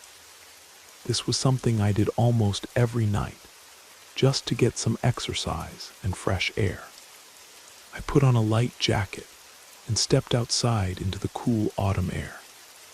My neighborhood in Sacramento is always peaceful at this hour, and it's exactly that tranquil atmosphere that I love about my late-night walks. Sometimes it feels like I have the entire world to myself. I followed my usual route, which takes me through a small park area with a paved walking path. There are a few streetlights along the way that provide just enough illumination to walk safely, but it's still dark enough to feel secluded and private. About 10 minutes into my walk, I noticed a figure sitting on a bench up ahead. The person was maybe 100 yards away, far enough that it would take me 3 or 4 minutes to reach them at my normal walking pace. As I got closer, I could see that it was a man, and I assumed he was probably just taking a break from jogging or maybe cooling down after some kind of exercise. People sometimes use this park for late-night workouts, so seeing someone here wasn't particularly unusual. When I walked past the bench where the man was sitting, he looked directly at me with an intensity that made me uncomfortable. I tried to be friendly and gave him a small smile, but he just continued staring without any expression or acknowledgement. This definitely didn't give me a good feeling, so I picked up my pace and continued toward the next section of the path. My plan was to take the next turn that would loop me back toward home, which was only about 50 yards ahead. But just a few seconds after I passed the man on the bench, I heard another set of footsteps coming toward me from the opposite direction. I looked up and saw a second man walking directly toward me on the path. When I glanced back over my shoulder, I realized that the man from the bench had also stood up and was now walking in my direction. I kept moving forward, trying to stay calm, while my mind processed what was happening. I wasn't completely certain that this was a planned ambush, but I definitely didn't want to take any chances. Instead of continuing on the paved path where I would be trapped between the two men, I quickly stepped off the trail and into the wooded area that bordered the park. I walked as fast as I could without making too much noise, putting some distance between myself and the path. That's when I heard both sets of footsteps speed up significantly. I could tell that they were no longer just walking. They were moving quickly, probably trying to catch up with me before I could get away. I started running through the trees as fast as I could, trying to get far enough away that they would lose sight of me in the darkness. After what felt like several minutes of sprinting, I stopped behind a large oak tree to catch my breath and assess the situation. When I looked back toward the path, I could see both men standing at the edge of the wooded area, scanning the forest in my direction. That confirmed my suspicion that they had been working together, and that I had been right to trust my instincts and get away from them. I stayed hidden behind the tree until I saw both men give up their search and walk back toward the path together. Once I was sure they were gone, I made my way through the forest until I came out on the other side of the neighborhood, then took a circuitous route home to make sure I wasn't being followed. I went to work that morning as usual, but I didn't call the police immediately because I wasn't completely sure that what had happened constituted an actual crime. However, the more I thought about the way those two men had been positioned and how they had reacted when I left the path, the more convinced I became that they had been planning to rob or assault me. I finally decided to file a police report, just to have the incident on record in case something similar happened to someone else. About 6 weeks later, a woman from my neighborhood was abducted while taking her morning jog through the same park where I had encountered the two men. I don't know for certain whether it was the same people or if there was any connection between the incidents, but the timing and location made me think there was a very good chance I had come within minutes of disappearing that night. The feeling that I was so close to becoming a victim has never really left me, and I've completely changed my walking routine since then. I still go out for exercise at night, but now I stick to well-lit streets, and I always carry my phone and a small flashlight. Sometimes the quiet hours aren't as safe as they seem.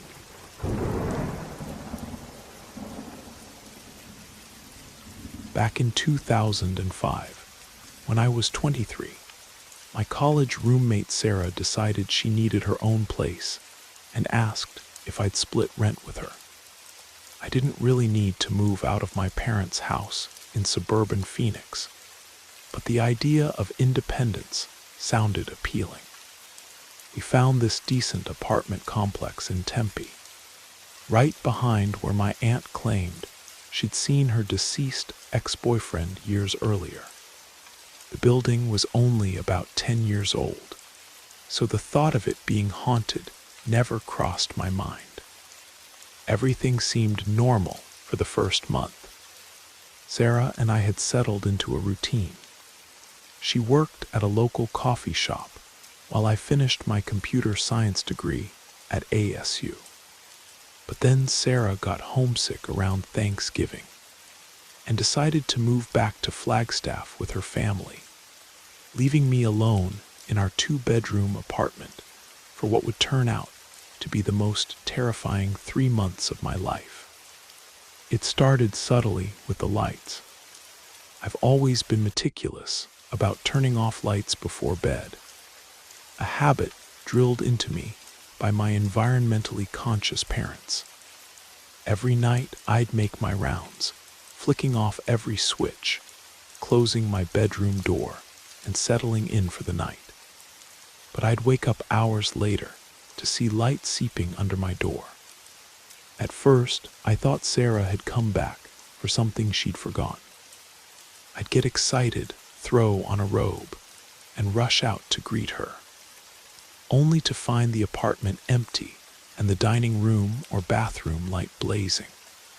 The knocking started about a week later.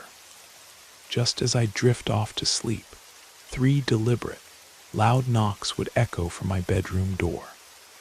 The sound was so distinct, so purposeful, that I was convinced Sarah had returned and was playing some kind of prank. Each time I'd leap up, heart racing with anticipation, only to find the apartment shrouded in darkness and silence.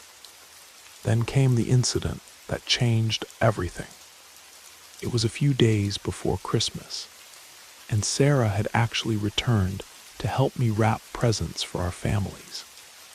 We'd spent the afternoon at the mall, buying last-minute gifts, then came back to my apartment to wrap everything while blasting holiday music and drinking hot chocolate spiked with rum. We were standing by the front door, doing a final check to make sure we had everything before heading to a Christmas party, when the apartment fell completely silent. The heater had just cycled off, and even the traffic noise from the street seemed to pause. That's when we heard it. From my bedroom came the unmistakable sound of my acoustic guitar being played. Not just random noise, but each string being plucked in succession. A deliberate melody that I recognized as something I'd been practicing. Then came the scraping sound of the guitar sliding along the wall before hitting the floor with a hollow thump. Sarah and I locked eyes, both of us frozen. The guitar had been leaning against my bedroom wall, with a pick wedged between the strings, exactly where I'd left it that morning. We crept toward my room, hearts pounding, and found the guitar lying on its side on the carpet. The pick was still there, wedged between the same 3 strings, but those strings had definitely been plucked. "Did you hear that melody?" Sarah whispered, her face pale in the hallway light. I nodded, unable to speak. Someone or something had used my pick to play my guitar, then carefully replaced it exactly where it had been. During the Christmas party that night, things escalated. We'd invited about 8 friends over, and we were all sitting in the living room watching A Christmas Story, when the DVD player suddenly shut itself off. Not the TV, just the player. The screen went blue, and we sat there staring at it for a moment before someone grabbed the remote. But the player wouldn't respond. We had to physically press the power button to get it working again. "Weird," my friend Jake muttered, but we all just shrugged it off and continued with the movie. That's when I got the book. Sarah's Christmas gift to me was a guitar tablature book for Pink Floyd's The Wall, something I'd been wanting for months. On New Year's Eve, while she was out with her new boyfriend, I sat on my bedroom floor learning to play Comfortably Numb. When I finished practicing around midnight, I stuck the pick between the strings and propped the guitar against the wall. But instead of closing the book like I normally did, I left it open to the page I'd been working on and crawled into bed. Just as I was drifting off, I heard the pages turning. Slow, deliberate flips, one after another. I tried to rationalize it. Maybe the book was poorly balanced. Maybe the weight of the pages was causing it to flip naturally. But something about the rhythm felt too purposeful, too controlled. When the page turning stopped, curiosity got the better of me. I switched on my bedside lamp and looked over at the book. It had stopped on Hey You, a song I'd never played, on a page I'd never opened. The coincidence sent chills down my spine. If the pages had been falling due to weight, they would have fallen forward, toward the beginning of the book, not backward to a song I'd never touched. I slammed the book shut and spoke to the empty room. "Please, whatever you are, just let me sleep." The apartment fell silent, but I could feel something listening. From that night forward, I started calling whatever was in my apartment Pink, partly because of the Pink Floyd connection, and partly because I needed to give it a name to make it less terrifying.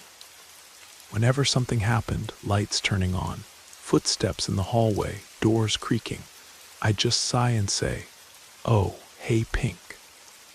It became almost routine, like having an annoying roommate who wouldn't respect boundaries. But Pink didn't like the name. I discovered this one night in late January when I came home around 2 in the morning after studying at the library. The moment I stepped through the door, I could feel a presence standing right there in the entryway. The air felt thick, electric, like the moment before a thunderstorm. "Oh, hi, Pink," I said casually, fishing for my keys. The response was immediate and overwhelming. A wave of energy swept through me, starting from my chest and radiating outward through every limb. It felt angry, frustrated, like I just insulted something that didn't appreciate being diminished with a nickname.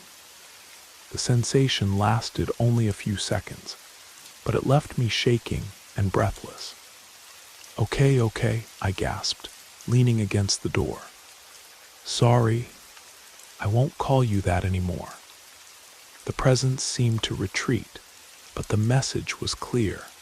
Whatever was sharing my apartment with me was not some benign spirit to be dismissed with cute nicknames. When Sarah moved back in for the spring semester, the activity died down significantly. Maybe having 2 people in the apartment diluted its power, or maybe it preferred an audience of 1. Either way, I was grateful for the reprieve. I never did figure out what Pink actually was. I always sensed it was male, but beyond that, it remained a mystery. Sometimes I wonder if the whole apartment complex was built on something significant. An old cemetery, maybe, or the site of some long-forgotten tragedy. I wanted to ask my neighbors if they'd experienced anything similar, but I never worked up the courage. Years later, when I finally moved out to start my career in California, I felt a strange mixture of relief and sadness. Whatever had been sharing my space had become familiar, predictable even. But I never want to encounter anything like Pink again. Some mysteries are better left unsolved, especially when they follow you home and rearrange your guitar picks in the middle of the night. To this day, I can't listen to Pink Floyd without thinking about those 3 months in Tempe, when I learned that sometimes the most ordinary places can hide the most extraordinary secrets.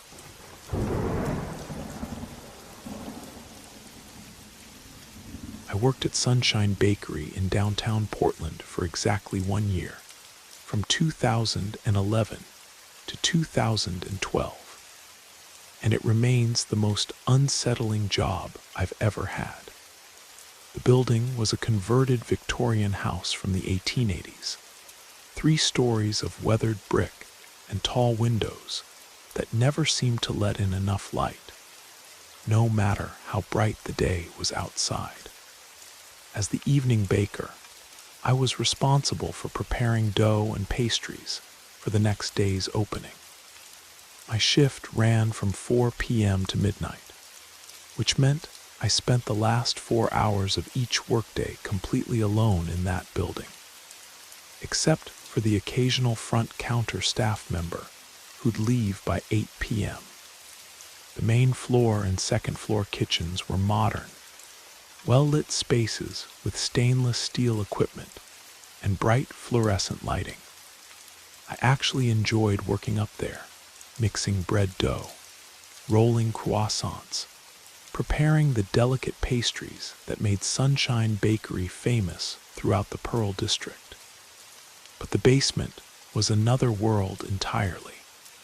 The basement served as our main storage area, housing walk-in freezers and refrigerators, along with enormous quantities of flour, sugar, and other supplies. It was your typical unfinished basement: concrete floors, exposed ceiling joists, and a few bare bulbs that created more shadows than illumination. The air down there always felt thick and damp, and no amount of cleaning could eliminate the musty smell or the spider webs that appeared daily in every corner. Most of the front counter staff were young women, college students working part-time, and they all agreed that something was wrong with the basement. They begged me to handle any tasks that required going down there, claiming they felt watched whenever they descended those creaking wooden stairs. Initially, I was happy to be the designated basement guy. I figured it was just the typical creepiness of an old basement, and I didn't mind handling their closing duties down there. For the first few months, I experienced only minor oddities. Occasionally, items would fall from shelves for no apparent reason. Sometimes I'd feel that familiar sensation of being observed, the way your skin prickles when someone's staring at you from behind. But nothing I couldn't explain away or ignore. That changed on a rainy Thursday night in late October. I'd gone down to shut off lights and lock up the basement for the night, part of my standard closing routine. As I reached for the light switch at the bottom of the stairs, the heavy wooden door at the top slammed shut with tremendous force, plunging me into absolute darkness. The sound echoed through the concrete space like a gunshot. I stood frozen for a moment, heart hammering, before forcing myself to think rationally. The door frame must have warped, I whispered to myself, trying to stay calm. Old buildings do that. I felt my way up the stairs in the pitch blackness, hands trailing along the rough wooden banister. When I reached the door and turned the handle, it opened easily, too easily, as if it had never been stuck at all. But the moment I stepped through the doorway, I heard the unmistakable sound of footsteps running up behind me. Heavy, deliberate steps on concrete, moving fast. I spun around, expecting to see someone who'd been hiding in the basement, but the space behind me was empty. The footsteps had stopped the instant I turned around. I slammed the door shut and ran upstairs to where Jessica, our front counter closer, was finishing her cash drawer. I didn't want to feed into the general fear about the basement, so I kept the incident to myself. But a week later, Jessica had her own encounter. She came to work the next day pale and shaken, describing an identical experience. The door had slammed shut while she was getting supplies, trapping her in darkness. When she opened it, she heard running footsteps behind her and fled upstairs without completing her task. "It's the exact same thing that happened to you, isn't it?" she asked, studying my face. I had to admit she was right. From then on, when we both worked evenings, we'd handle basement duties together. But this arrangement still left me alone down there on my solo nights. Monday, Wednesday, and Friday, when the bakery was quieter and didn't need front counter coverage. The weekend opening shifts presented their own challenges. I'd arrive at 5 a.m. on Saturday mornings after having Thursday and Friday off, responsible for starting the coffee and getting the ovens heated before the day staff arrived at 7. The building felt different after being empty for 2 days, more oppressive, more alive with whatever presence lurked in its shadows. One Saturday morning in November, I was preparing my usual large pot of coffee when I reached for the stack of paper cups we kept beside the machine. As I grabbed for them, the entire stack suddenly flew sideways, as if someone had smacked them with considerable force. Cups scattered across the floor, some flying as far as the opposite counter, 12 feet away. I stood there staring at the mess, trying to rationalize what had just happened. There was no wind in the building, no vibration that could have caused such movement. The cups had been sitting securely on a level surface, nowhere near the edge of the counter. I cleaned up quickly, made my coffee with hands that shook slightly, and spent the remaining 2 hours until the other bakers arrived, glancing nervously around the kitchen. For the first time since starting the job, I chose not to put on my usual background music. I needed to hear everything that was happening around me. My final encounter came during my last week at Sunshine Bakery. I'd given my 2 weeks' notice and taken a position at a bakery closer to my apartment in southeast Portland. Everything was going smoothly as I transitioned my duties to my replacement. On Wednesday of that final week, I went down to the walk-in freezer to retrieve some specialty chocolate for a custom order. As I was leaving the freezer with my arms full of supplies, I glanced toward the back corner of the basement where we stored holiday decorations and old equipment. Someone was standing there.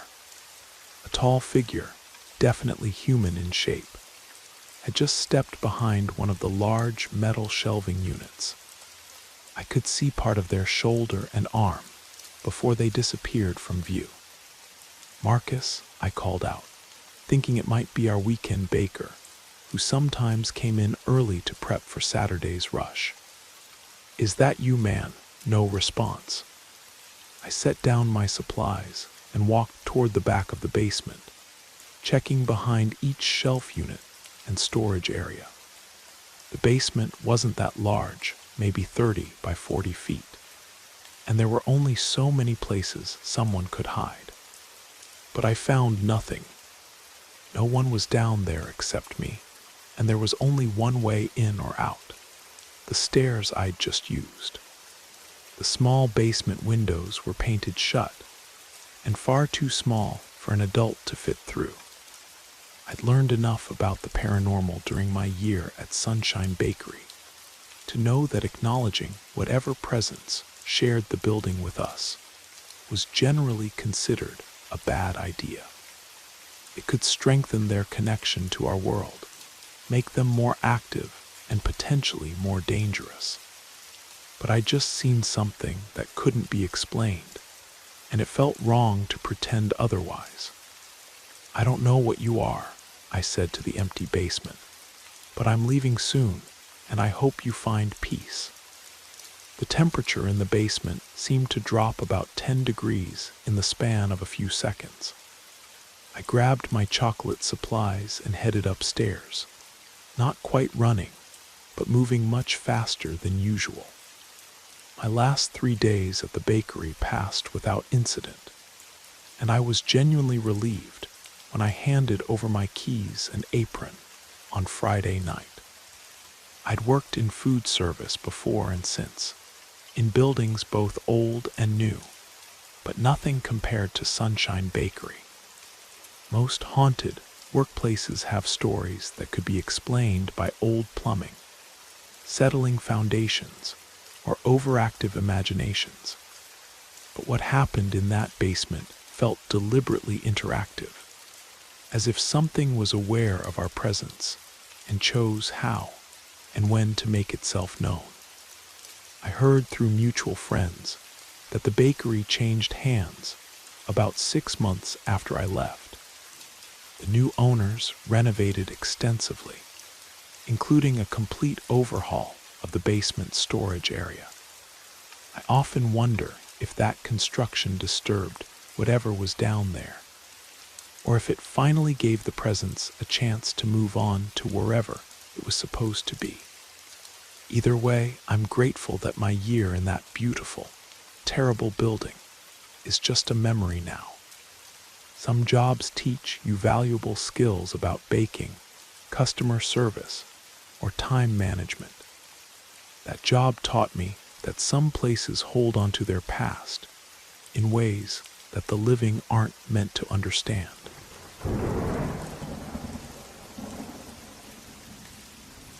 Two months ago, something happened that still gives me chills whenever I think about it.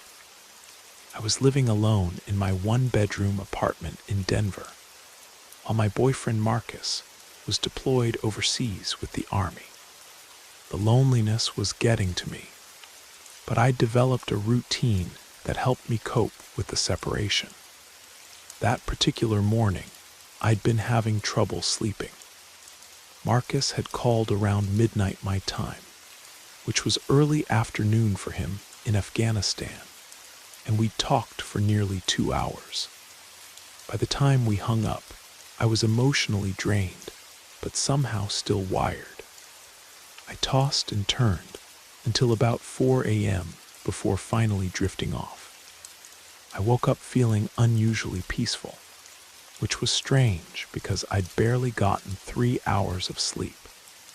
As consciousness slowly returned, I became aware of gentle hands pulling my comforter up over my shoulders, tucking me in like my mother used to do when I was sick as a child.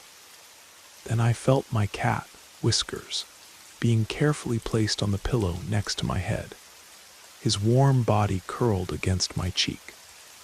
In my half-awake state, I assumed Marcus had somehow made it home early and was taking care of me. The thought filled me with such joy that I didn't want to open my eyes and break the spell. I just lay there, savoring the feeling of being cared for after months of sleeping alone. When I finally got up around noon, I called Marcus to thank him for the sweet surprise. But his response confused me. "What are you talking about, babe?" he said, and I could hear the puzzlement in his voice despite the static on the international line. "I've been in meetings all day. And anyway, I kissed you goodbye before I left for work this morning, right? I remember doing that at like 6:30 your time." I felt a chill run down my spine. Marcus had indeed kissed me goodbye that morning. I remembered it clearly now, which meant whoever had tucked me in and positioned Whiskers beside me had done so hours later, while I was alone in the apartment.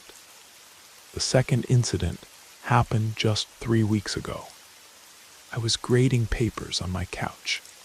I teach 4th grade at a local elementary school, when I heard a loud crash from the living room wall behind me. I spun around to see my favorite painting, a watercolor of the Colorado mountains that had been hanging above the couch, lying on the cushion beside me. The painting wasn't large or heavy, maybe 12 by 16 inches in a simple wooden frame, but it would have hurt if it had hit me directly on the head. Instead, it seemed like it had been pushed aside as it fell, landing safely on the empty cushion to my left rather than on top of me.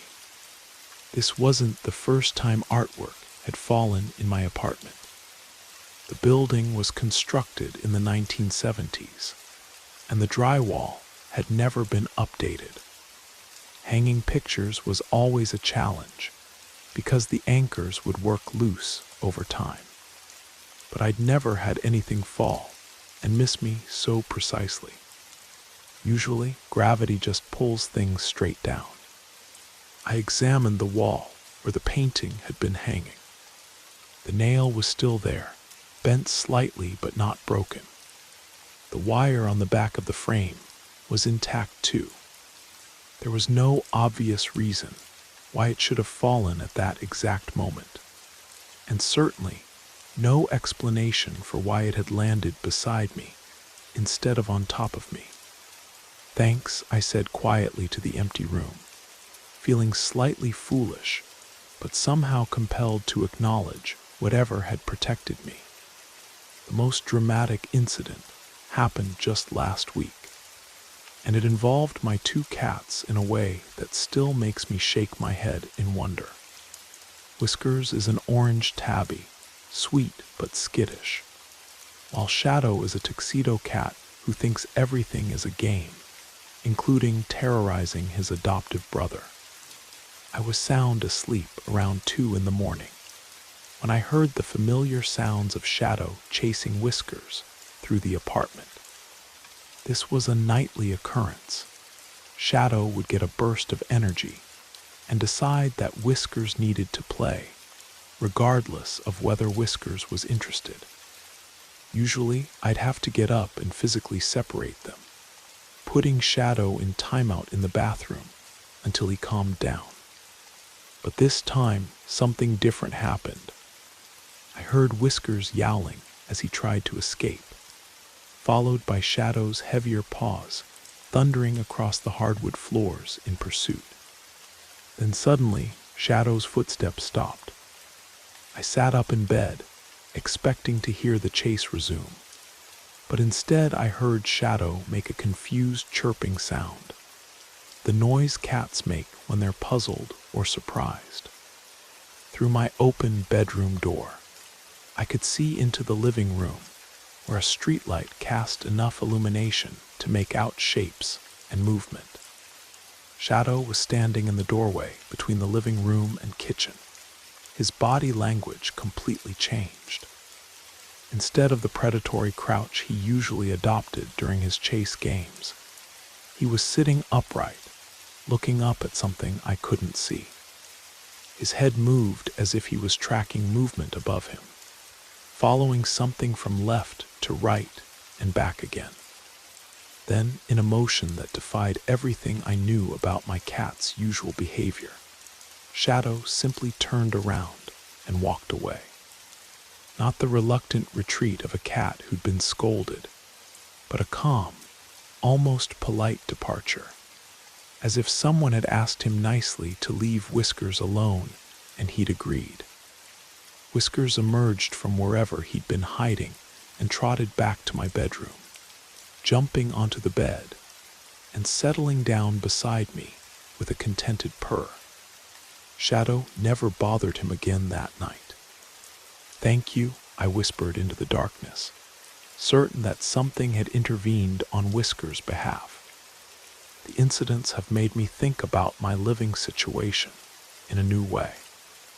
I rent the bottom floor of a duplex in a neighborhood that used to be military housing back in the 1940s and 50s. The area has a lot of history, and not all of it is happy.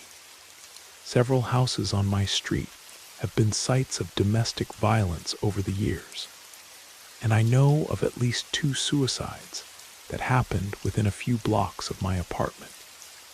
Marcus thinks it might be the spirit of a soldier who died by suicide, someone who's drawn to the area because of its military connections, and who feels protective of people living alone. The theory makes a certain kind of sense, especially given how gentle and careful the presence seems to be. I've started leaving small offerings on my kitchen counter. A cup of coffee in the morning, a piece of fruit in the evening, flowers when I can afford them. It feels like the right thing to do, a way of acknowledging the care I'm receiving without making demands or trying to force contact. Sometimes I catch myself talking to empty rooms, telling whatever shares my space about my day, my worries about Marcus's safety overseas, my hopes for our future together.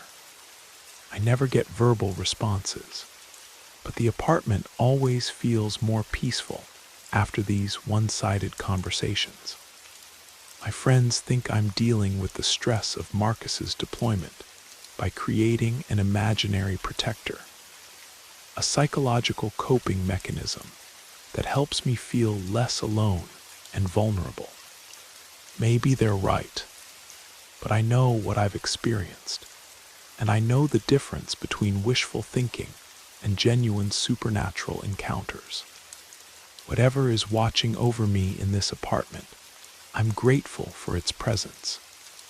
In a time when everything feels uncertain and dangerous, when the person I love most is thousands of miles away in a war zone, it's comforting to know that something cares enough to tuck me in at night and keep me safe from falling objects. I just hope that when Marcus comes home and we move to a bigger place together, our protective spirit will understand that its job is done and will be able to move on to wherever it's supposed to go next. Until then, I'm content to share my space with whatever kind soul has decided to look after me during one of the most difficult periods of my life.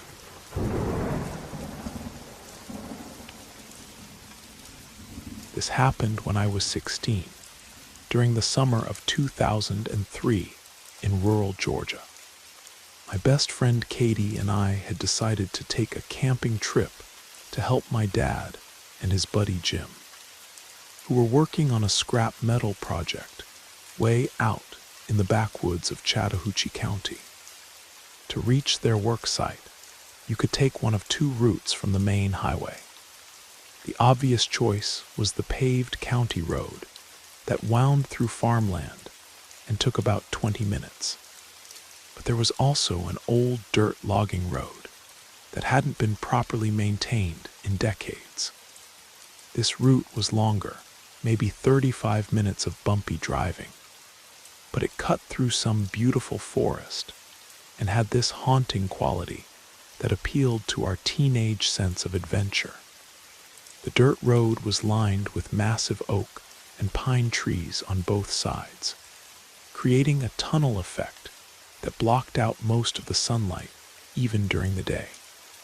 Scattered along the route were the remnants of old homesteads, crumbling foundations, rusted mailboxes, and the occasional chimney standing alone like a monument to forgotten families. At the very end of the road, just before it connected back to the main highway, sat Willow Creek Cemetery. Willow Creek was old, probably dating back to the 1800s, with weathered headstones and elaborate Victorian monuments that spoke of a time when this remote area had been more populated.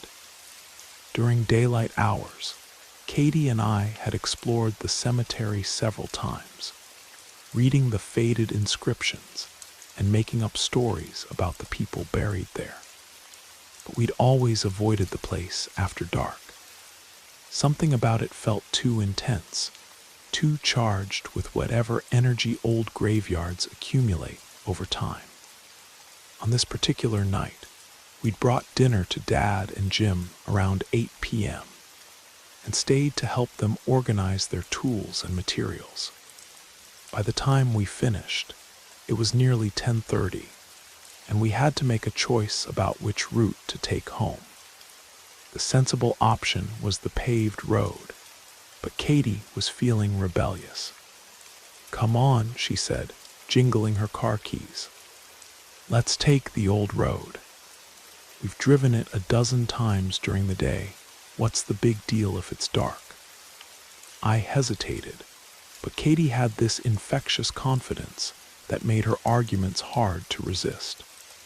"Fine," I said, "but we're not stopping at the cemetery or anything stupid like that." "Deal," she agreed, already heading toward her Ford Explorer. The drive started normally enough. We had the radio playing some country station that came in clear despite our remote location. And we were talking and laughing about our plans for senior year.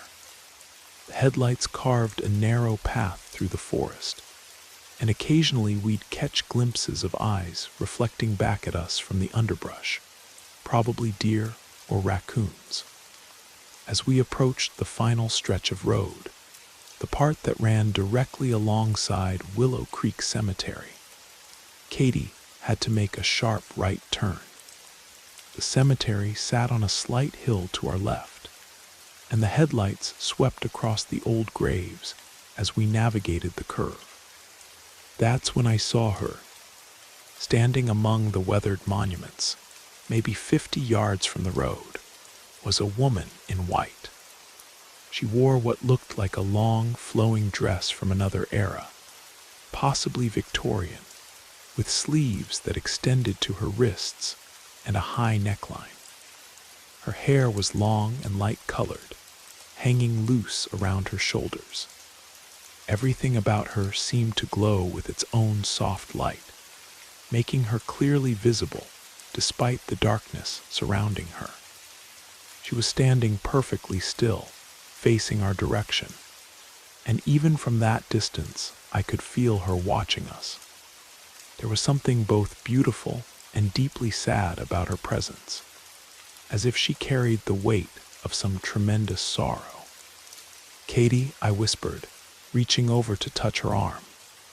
"Stop the car." "What?" She started to argue, but then she followed my gaze and saw what I was seeing. The Explorer rolled to a complete stop in the middle of the dirt road. We sat there for what felt like several minutes, just staring at this impossible figure. The lady in white never moved, never acknowledged our presence beyond that sense of being observed. She simply stood there among the graves, as real and solid-looking as the monuments around her, but clearly not part of our world. Time seemed to stretch and distort. The radio continued playing, but the music sounded distant and muffled, as if it was coming from very far away. Even the normal night sounds of the forest, crickets, owls, the rustle of small animals in the underbrush, seemed to fade into silence. I felt no fear, which surprised me. If someone had told me I'd encounter a ghost in a cemetery at night, I would have expected terror, panic, the urgent need to flee. Instead, I felt a profound sense of peace and wonder. The lady in white radiated a kind of gentle melancholy that was more beautiful than frightening. "She's so sad," Katie whispered, and I realized she was feeling the same thing I was. "It's like she's waiting for something or someone." As Katie spoke, the figure began to fade. Not all at once, but gradually, like morning mist dissipating in sunlight. First her dress became translucent, then her hair, and finally her face, until she was gone completely, and we were looking at empty cemetery once again. The normal sounds of the night returned all at once. Crickets, a distant owl, the soft idling of the Explorer's engine. The radio music came back to full volume, making us both jump slightly. "Did we really just see that?" Katie asked, her voice shaky with amazement rather than fear. "Yeah," I said, still staring at the spot where the lady had been standing. "We really did." We drove the rest of the way home in relative silence, both of us processing what we'd experienced. When we reached my house, we sat in the driveway for another hour, comparing notes and making sure we'd both seen the same thing. Our descriptions matched perfectly: the white dress, the long hair, the sense of profound sadness, even the way she'd faded gradually rather than simply vanishing. Over the years since then, I've returned to Willow Creek Cemetery many times, both during the day and at night. I've brought other friends, hoping they might see what Katie and I saw, but the lady in white has never appeared again. I've researched the history of the area, looking through old newspaper archives and county records, trying to find some story that might explain who she was and why she appeared to us that night. The closest I've come to an answer is a brief obituary from 1887 about a young woman named Eleanor Whitfield, who died at age 23 after a brief illness. The obituary mentions that she was buried in Willow Creek Cemetery and was survived by her husband and infant daughter. There's no photograph, no additional details about her life or death, just that sparse paragraph in the Chattahoochee County Herald. But somehow, I'm certain that Eleanor was the woman we saw that night. Maybe she was waiting for her husband and daughter, who died years later and were buried in different cemeteries. Maybe she was simply lost, unable to find her way to whatever comes after this life. Or maybe she was trying to communicate something that Katie and I weren't equipped to understand. What I know for certain is that seeing her changed something fundamental in how I understand the world. Before that night, death seemed final, absolute, the end of consciousness and connection. But the lady in white showed me that some bonds, some forms of love and longing, might persist beyond what we think of as the boundaries of existence. Katie and I have remained close friends, and we still talk about that night sometimes. We're both in our 30s now, with families and careers, and all the complications of adult life. But we can still recall every detail of those few minutes on the dirt road beside Willow Creek Cemetery. It's become a kind of touchstone for both of us, proof that the world contains mysteries more beautiful and profound than anything we learned in school or read in books. I hope Alina has found peace, whatever that means for someone in her situation. But I'm also grateful that she chose to reveal herself to two teenage girls who were young enough to accept the impossible and old enough to remember it forever.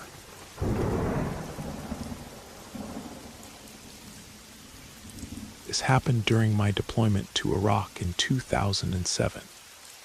But the story really begins in the small town of Gettysburg, Pennsylvania, where I grew up.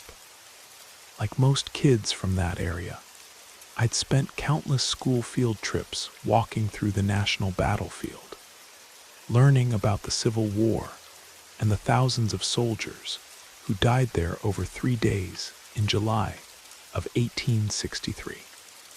My buddy Jake and I had been obsessed with ghost stories since middle school, and Gettysburg provided no shortage of material. The town was famous for paranormal activity, ghost tour, haunted bed and breakfasts, countless books and TV shows about supernatural encounters on the battlefield. But despite growing up surrounded by all that history and alleged hauntings, I'd never personally experienced anything I couldn't explain. That changed on a cold November night when I was home on leave before shipping out to Iraq. Jake had gotten permission from a local cemetery caretaker to conduct a paranormal investigation at Evergreen Cemetery, one of the older graveyards in town that dated back to the 1840s.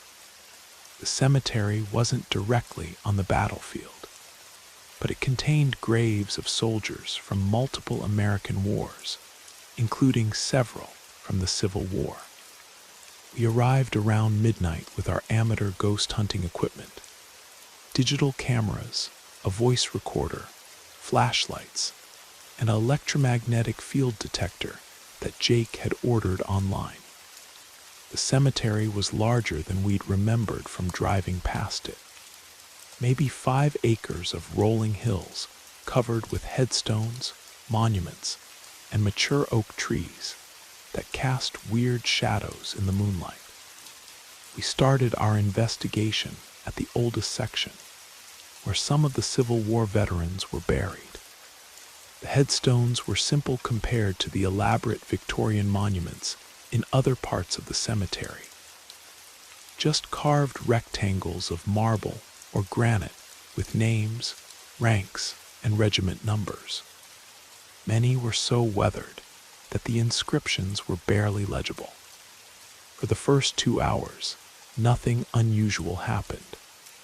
We took photos, recorded some audio, and used the EMF detector to scan around various graves. But everything seemed normal. I was starting to think we'd wasted our time when we reached a section near the back of the cemetery that bordered a small patch of woods. Jake was examining a headstone with his flashlight when he suddenly grabbed my arm. "Did you hear that?" he whispered. I stopped and listened. At first, I heard only the normal sounds of a November night. Wind through the bare tree branches, the distant hum of traffic from the main road. But then I picked up something else. Footsteps on fallen leaves coming from the wooded area behind us. We both turned toward the sound, thinking it might be the caretaker checking on us, or maybe another late-night visitor to the cemetery. The footsteps were getting closer, definitely human, with the deliberate pace of someone walking with purpose, rather than wandering randomly. "Hello," Jake called out softly. "Is someone there?" The footsteps stopped immediately, leaving us standing in total silence. We waited for several minutes. Flashlights pointed toward the woods, but heard nothing more. Jake shrugged, and we continued our investigation. But I kept glancing back toward the tree line, unable to shake the feeling that we were being watched. About 20 minutes later, we were examining a monument dedicated to soldiers from the 151st Pennsylvania Infantry, when I felt something tug at the back of my jacket. Not a gentle brush or accidental contact, but a deliberate pull, as if someone had grabbed the fabric and yanked it backward. I spun around, expecting to see Jake playing a prank, but he was several feet away, crouched beside a headstone with his back to me. The EMF detector in my hand was beeping frantically, indicating a strong electromagnetic field that hadn't been there moments before. "Jake," I said, trying to keep my voice steady. Something just grabbed my jacket. He looked up from the headstone he'd been examining. "What do you mean, grabbed?" Before I could answer, we both heard the footsteps again, but this time they were much closer. The sound was coming from directly behind me, maybe 10 feet away. But when I turned with my flashlight, I saw nothing except empty space between the graves. That's when I noticed the headstone Jake had been studying. The name carved into the weathered granite was Sergeant William Morrison, 151st Pennsylvania Infantry, died October 15, 1863, age 19. Below the basic information was a brief inscription. He gave his life for his country and his brothers in arms. I was in the Marine Corps Reserves at the time, scheduled to deploy to Iraq in 6 weeks. Something about seeing that young soldier's grave, knowing he died so far from home in service to something bigger than himself, hit me with unexpected emotional force. "Sergeant Morrison," I said quietly, addressing the headstone.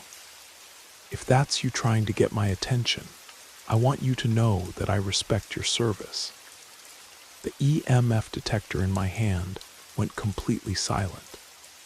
The November wind died down to nothing, leaving the cemetery in absolute stillness. And then I felt it, a presence standing directly behind me, close enough that I should have been able to hear breathing or feel body heat. Slowly I turned around. About 6 feet away, barely visible in the moonlight, was the translucent figure of a young man in a Civil War era military uniform. He was tall and thin, with dark hair, and the kind of serious expression you see in old military photographs. His uniform was dirty and torn, as if he'd just come from battle, and there was a dark stain across the front of his jacket that looked like dried blood. But what struck me most was his eyes. They held a mixture of sadness and determination that I recognized from looking in mirrors during my own military training. This was someone who'd seen things no 19-year-old should ever have to witness, who'd carried responsibilities that aged him beyond his years. The spirit of Sergeant Morrison looked directly at me, and I felt him somehow communicating without words. Images flashed through my mind, scenes of battle, the faces of fellow soldiers, the terror and chaos of combat. But underneath all of that was a message of brotherhood, of looking out for the people who serve alongside you. Jake was standing frozen beside the monument, staring at the same apparition I was seeing. "You're seeing this too, right?" he whispered. I nodded, unable to speak. The sergeant's image was already beginning to fade, becoming more transparent with each passing second. Just before he disappeared completely, I felt something brush against my shoulder, not a grab this time, but a gentle touch, like a reassuring hand placed there by a friend. And then he was gone, leaving Jake and me standing alone among the graves with our hearts pounding, and our worldview fundamentally altered. The rest of our investigation was uneventful. We packed up our equipment and drove home in near silence, both of us processing what we'd experienced. It wasn't until several days later that I realized the true significance of the encounter. My deployment to Iraq turned out to be one of the most challenging experiences of my life. We lost 3 Marines from our unit during my 13-month tour, including my squad leader, who was killed by an improvised explosive device just 2 months before we were scheduled to return home. There were times when the stress, the constant danger, and the weight of responsibility for my fellow Marines seemed overwhelming. But during those darkest moments, I would think about Sergeant Morrison and the message he'd somehow conveyed in that brief encounter.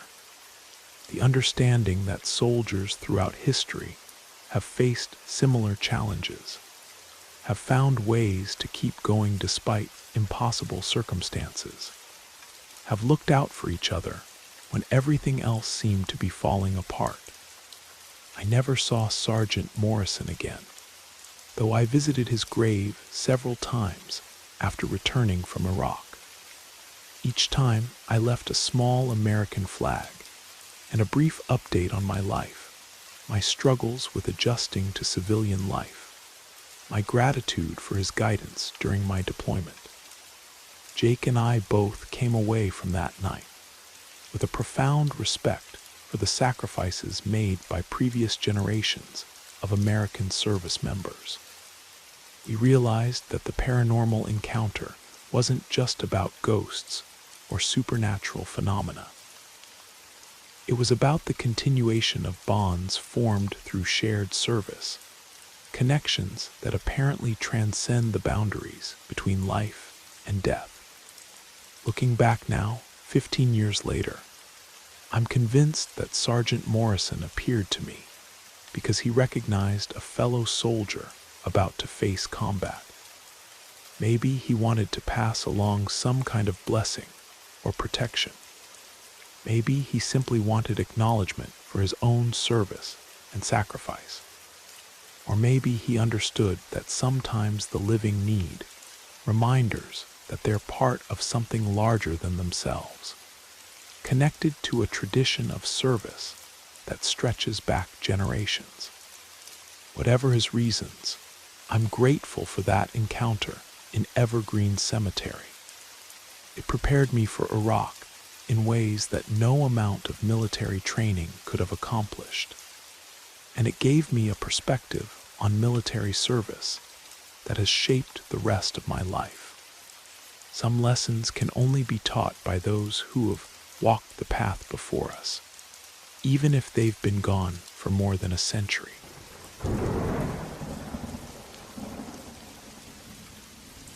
This happened when I was 8 years old, during a family visit to the Blackfeet Reservation in northern Montana in the summer of 1995. My father was half Blackfeet, and we made these trips several times a year to maintain connections with relatives and participate in cultural traditions that had been passed down through generations. The reservation stretched across vast prairies that seemed to go on forever, broken only by the dramatic peaks of Glacier National Park to the west. It was a landscape that had remained largely unchanged for thousands of years, and being there always made me feel connected to something much older and deeper than my everyday life in Billings. We were staying with my great-aunt Mary and her husband Robert in their double-wide trailer on the outskirts of Browning, the reservation's largest town. Their place sat on a small rise overlooking traditional grazing land, with the mountains visible in the distance on clear days. Behind their property was a scatter of older buildings, including a few abandoned houses and what remained of a traditional earth lodge that had been built by Robert's grandfather decades earlier. On this particular visit, my father and Robert had been working on repairing a fence line that ran between their property and the neighboring ranch. It was hot, dusty work, and they'd been at it since early morning. Around lunchtime, my father came inside to get water and asked if I wanted to come help for a few hours. I was excited to be included in adult work, so I grabbed my hat and followed him outside. The sun was intense at that altitude, and within minutes I could feel sweat soaking through my t-shirt. But I was determined to prove I could handle whatever tasks they gave me. We worked steadily for about 2 hours, replacing rotted fence posts and restringing wire. I was responsible for holding tools and fetching supplies from the truck. Simple jobs that made me feel important and useful. The men talked quietly in a mixture of English and Blackfeet while they worked, sometimes including me in conversations about family history and reservation politics. Around 3 in the afternoon, my father sent me back to the truck to get a different type of wire. As I was digging through the toolbox in the truck bed, I heard my great-aunt Mary calling my name from the direction of the house. She sounded upset, maybe even frightened, which was unusual because Aunt Mary was normally one of the calmest people I knew.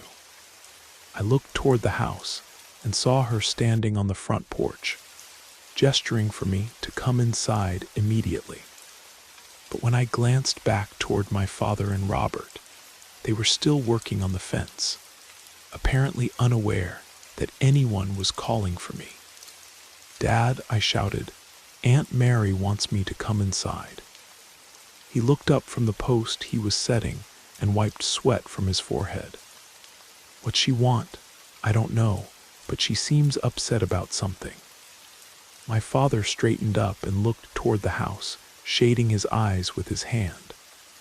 "I don't see anyone on the porch," he said after a moment. I turned back toward the house, and the porch was indeed empty. No sign of Aunt Mary, no indication that anyone had been there moments before. Confused and slightly unsettled, I grabbed the wire my father had requested and returned to where the men were working. "Must have been seeing things," I muttered, but I couldn't shake the feeling that something important had just happened, something I didn't understand, but probably should pay attention to. We finished the fence work around 5 o'clock and returned to the house for dinner.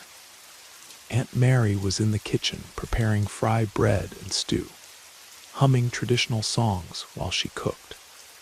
She seemed perfectly normal, showing no signs of the distress I thought I'd witnessed earlier. During dinner, I mentioned what I'd seen, describing how she'd called my name and waved me toward the house. Aunt Mary stopped eating and looked at me with the kind of serious expression adults usually reserved for discussions about death or divorce. "I was in the kitchen all afternoon," she said quietly. "I never went outside, and I never called for you." My father and Robert exchanged glances across the table. There was something in their expressions that made me realize this wasn't just a case of childhood imagination or mistaken identity. "What did she look like?" my father asked. "The woman you saw on the porch." I described what I remembered, an older woman with long gray hair, wearing a dark dress and what looked like traditional beadwork jewelry. The description could have fit Aunt Mary, but as I spoke, I realized there had been something different about the woman's face, something that didn't quite match my great aunt's features. Robert set down his spoon and leaned back in his chair. "Sounds like your grandmother," he said to my father. "Your dad's mother, the one who passed before he was born." My father nodded slowly. "That would be my grandmother, Agnes. She died in 1962, about 3 years before I was born. But I've seen pictures, and the description fits." Aunt Mary reached across the table and took my hand. "Some of our people are born with the ability to see those who have crossed over," she explained gently.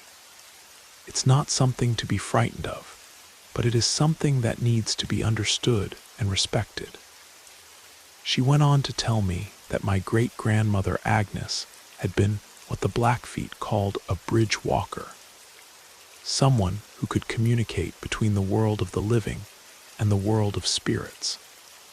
According to family stories, Agnes had often received visions and messages from deceased relatives, guidance that helped her make important decisions for the family and the community. "She might have been trying to protect you from something," Robert suggested. "Or maybe she just wanted to make sure you knew she was watching over you." Over the next few days, I thought a lot about what had happened and what it might mean. My father explained that many Native American traditions acknowledge the presence of ancestral spirits, beings who maintained connections with their living descendants, and sometimes intervened in their lives during times of need or transition. "The important thing," he told me as we prepared to return to Billings, "is that you don't try to force these experiences or seek them out. If you really do have this gift, it will manifest naturally when it's supposed to. Your job is just to be respectful and to listen when something important is being communicated." I never saw my great-grandmother Agnes again, though I returned to the reservation many times over the years that followed. But the experience changed how I understood my relationship to my native heritage and to the spiritual traditions that had been part of my family for generations. As I got older, I began to appreciate that what happened that afternoon wasn't really about ghosts or supernatural phenomena in the way most people think about those things. It was about connection, the idea that families and communities extend beyond the boundaries of individual lifetimes, that the wisdom and love of previous generations can still influence and protect those who come after them. I also learned to be more observant of subtle signs and feelings that might indicate spiritual presences, not in a superstitious way, but with the kind of respectful awareness that my ancestors had cultivated as part of their daily lives. Sometimes I'll catch a scent that reminds me of traditional medicines, or I'll hear drumming when there's no drum circle in the area, or I'll simply feel the presence of someone who isn't physically there, but whose love and concern are somehow still accessible. These experiences have taught me that the boundary between life and death might not be as absolute as mainstream American culture suggests. In Blackfeet tradition, as in many Native American belief systems, death is understood as a transition rather than an ending, a movement from one form of existence to another, rather than complete annihilation of consciousness and connection. Looking back on that summer afternoon 30 years ago, I'm grateful that my great-grandmother Agnes chose to reveal herself to me. Even though I was too young to fully understand the significance of the encounter, it was an introduction to aspects of my heritage that can't be learned from books or museums. Spiritual dimensions of native culture that can only be transmitted through direct experience and family teachings. Most importantly, it taught me that I'm part of something much larger than my individual life, connected to ancestors whose struggles and sacrifices made my existence possible, and responsible to future generations who will carry our family's story forward long after I'm gone. That's a profound gift to receive at any age, but especially meaningful when you're young enough to let it shape how you understand your place in the world.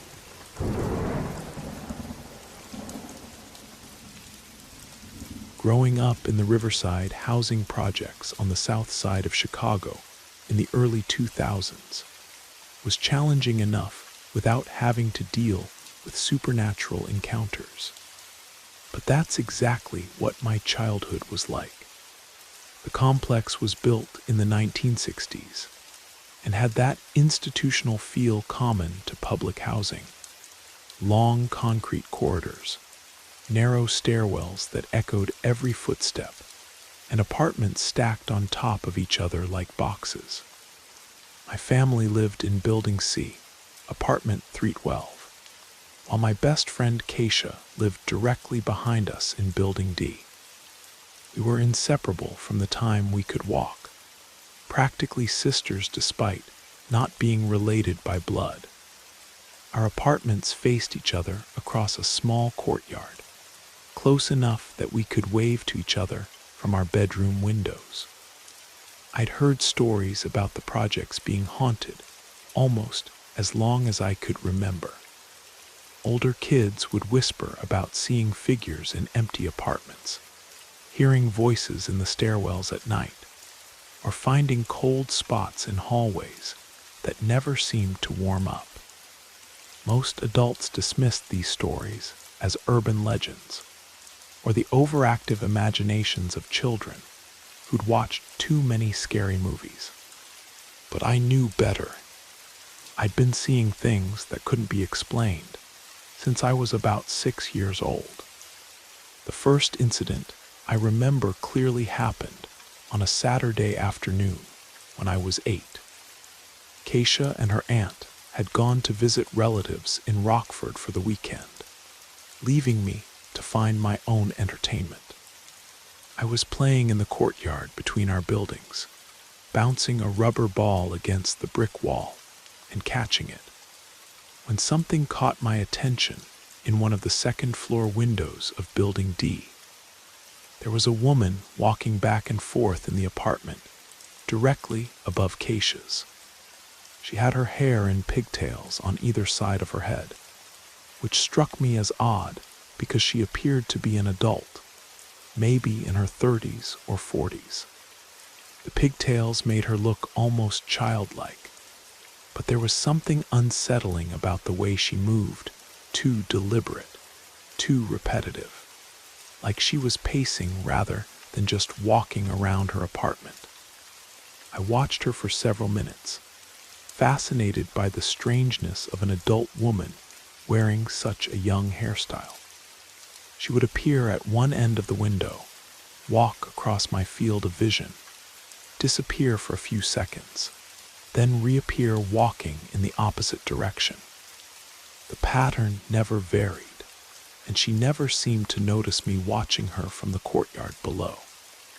When Keisha returned from Rockford on Sunday evening, I mentioned seeing the woman with pigtails in the apartment above hers. Keisha gave me a puzzled look. "What woman?" she asked. "Mrs. Patterson moved out of that apartment 3 months ago. It's been empty since then."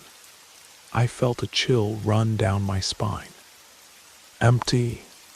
But I saw someone walking around in their yesterday afternoon. She had pigtails and was wearing a light-colored dress. Keisha shook her head. Nobody's living there, trust me. My aunt would know if we had new neighbors upstairs. That apartment's been vacant since Mrs. Patterson went to live with her daughter in Atlanta. That night, I stared out my bedroom window at the dark apartment above Keisha's, trying to make sense of what I'd seen. If the apartment was truly empty, who was the woman with pigtails? And why had she been pacing back and forth like she was trapped or looking for something? The second major incident happened about a year later, when I was 9. My friend Marcus lived in the apartment directly across the courtyard from mine, on the same floor. We developed a system of signals using flashlights to communicate after dark. Since our parents didn't allow phone calls after 9 p.m. One evening in late summer, I was in my room doing homework when I noticed Marcus in his living room window. He was sitting on his couch watching television, and I could see the blue glow from the TV screen flickering across his face. Nothing unusual about that. It was a normal weeknight scene that I'd witnessed hundreds of times.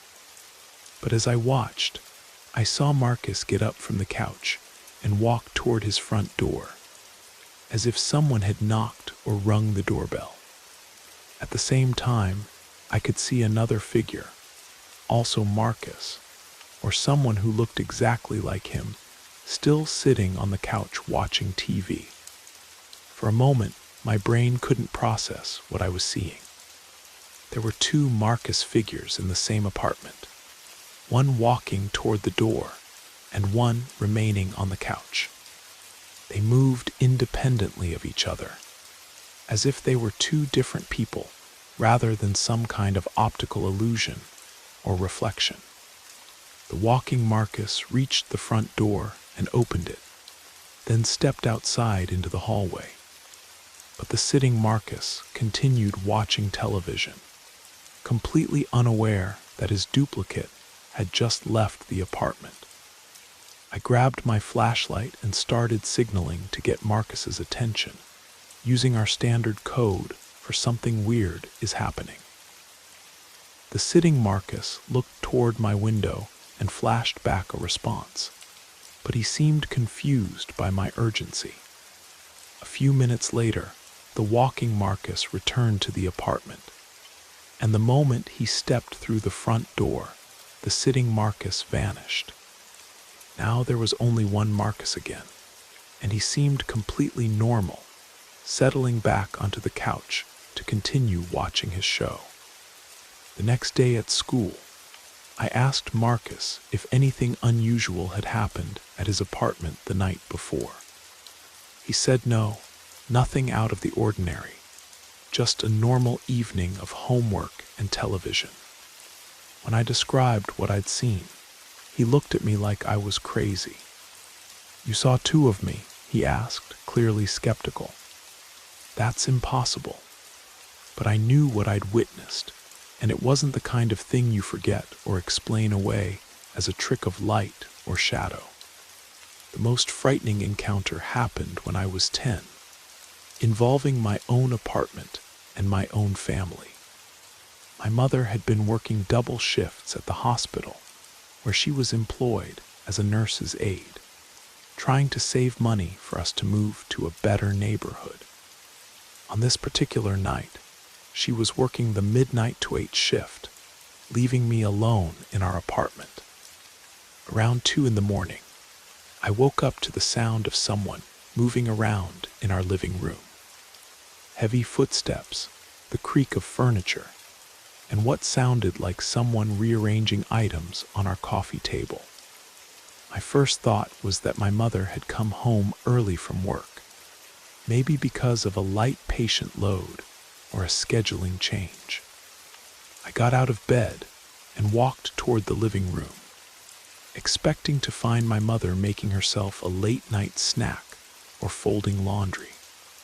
Instead, I saw a man I didn't recognize standing near our front window, looking out at the courtyard below. He was tall and thin, wearing dark clothing that looked like it might be from an earlier era. Not historical, exactly, but older than current fashion. His hair was slicked back, and he had the pale, gaunt appearance of someone who'd been sick for a long time. When he turned to look at me, his eyes were completely black, not just the pupils, but the entire visible area. I opened my mouth to scream, but no sound came out. The man smiled, showing teeth that were too white and too sharp, and raised one finger to his lips in a shush gesture. Then he simply faded away, becoming transparent and then invisible, as if he'd never been there at all. I ran back to my bedroom and hid under the covers until morning, when my mother returned from her shift at the hospital. When I told her what had happened, she sat me down for a serious conversation about the difference between dreams and reality, stress and imagination. But I knew I hadn't been dreaming. I was fully awake, and the encounter had been as real as any other experience in my life. Years later, after we'd moved to a different neighborhood, I learned more about the history of the Riverside projects. The complex had been built on land that was previously occupied by older apartment buildings, some dating back to the 1920s. Those earlier buildings had been demolished to make way for the projects, but not before they'd housed thousands of families over several decades. Some of those families had experienced tragedies, deaths from illness, accidents, violence, and other causes that might leave spiritual imprints on a location. The projects themselves had also seen their share of difficult times, including several deaths from natural causes, suicides, and violence. Looking back on my childhood experiences, I think what I was seeing were residual energies from people who'd lived and died in that area over many years. The woman with pigtails might have been someone who'd lived in that apartment decades earlier, still going through the motions of her daily routine. The duplicate Marcus could have been some kind of temporal echo, a glimpse of past or future events overlapping with the present.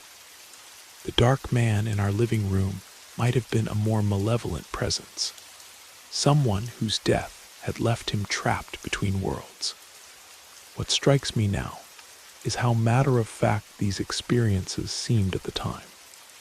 Growing up in an environment where unusual things happened regularly, I developed a kind of resigned acceptance of the supernatural as just another aspect of daily life.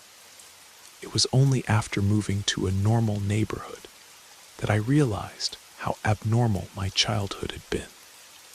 I've never returned to the Riverside projects, partly because the complex was demolished in 2015 as part of an urban renewal project.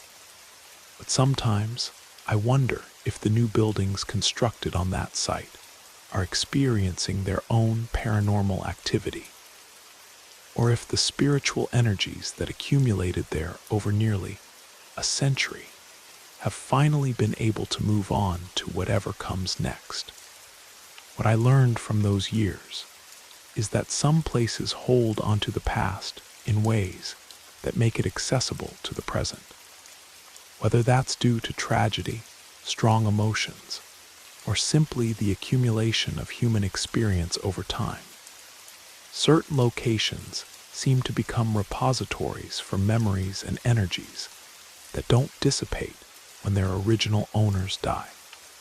For children growing up in such places, the supernatural becomes just another part of the environment to navigate, no more or less challenging than dealing with poverty, violence, or family instability. It's only later, when you have the luxury of distance and perspective, that you realize how extraordinary those ordinary encounters really were. Thank you for spending this time with Brad Arrows. We hope the stories whispered through the rain carried you far into your imagination or your dreams. If you're still awake, let us know how you liked the journey. Until next time, stay safe, sleep well, and let the darkness comfort you.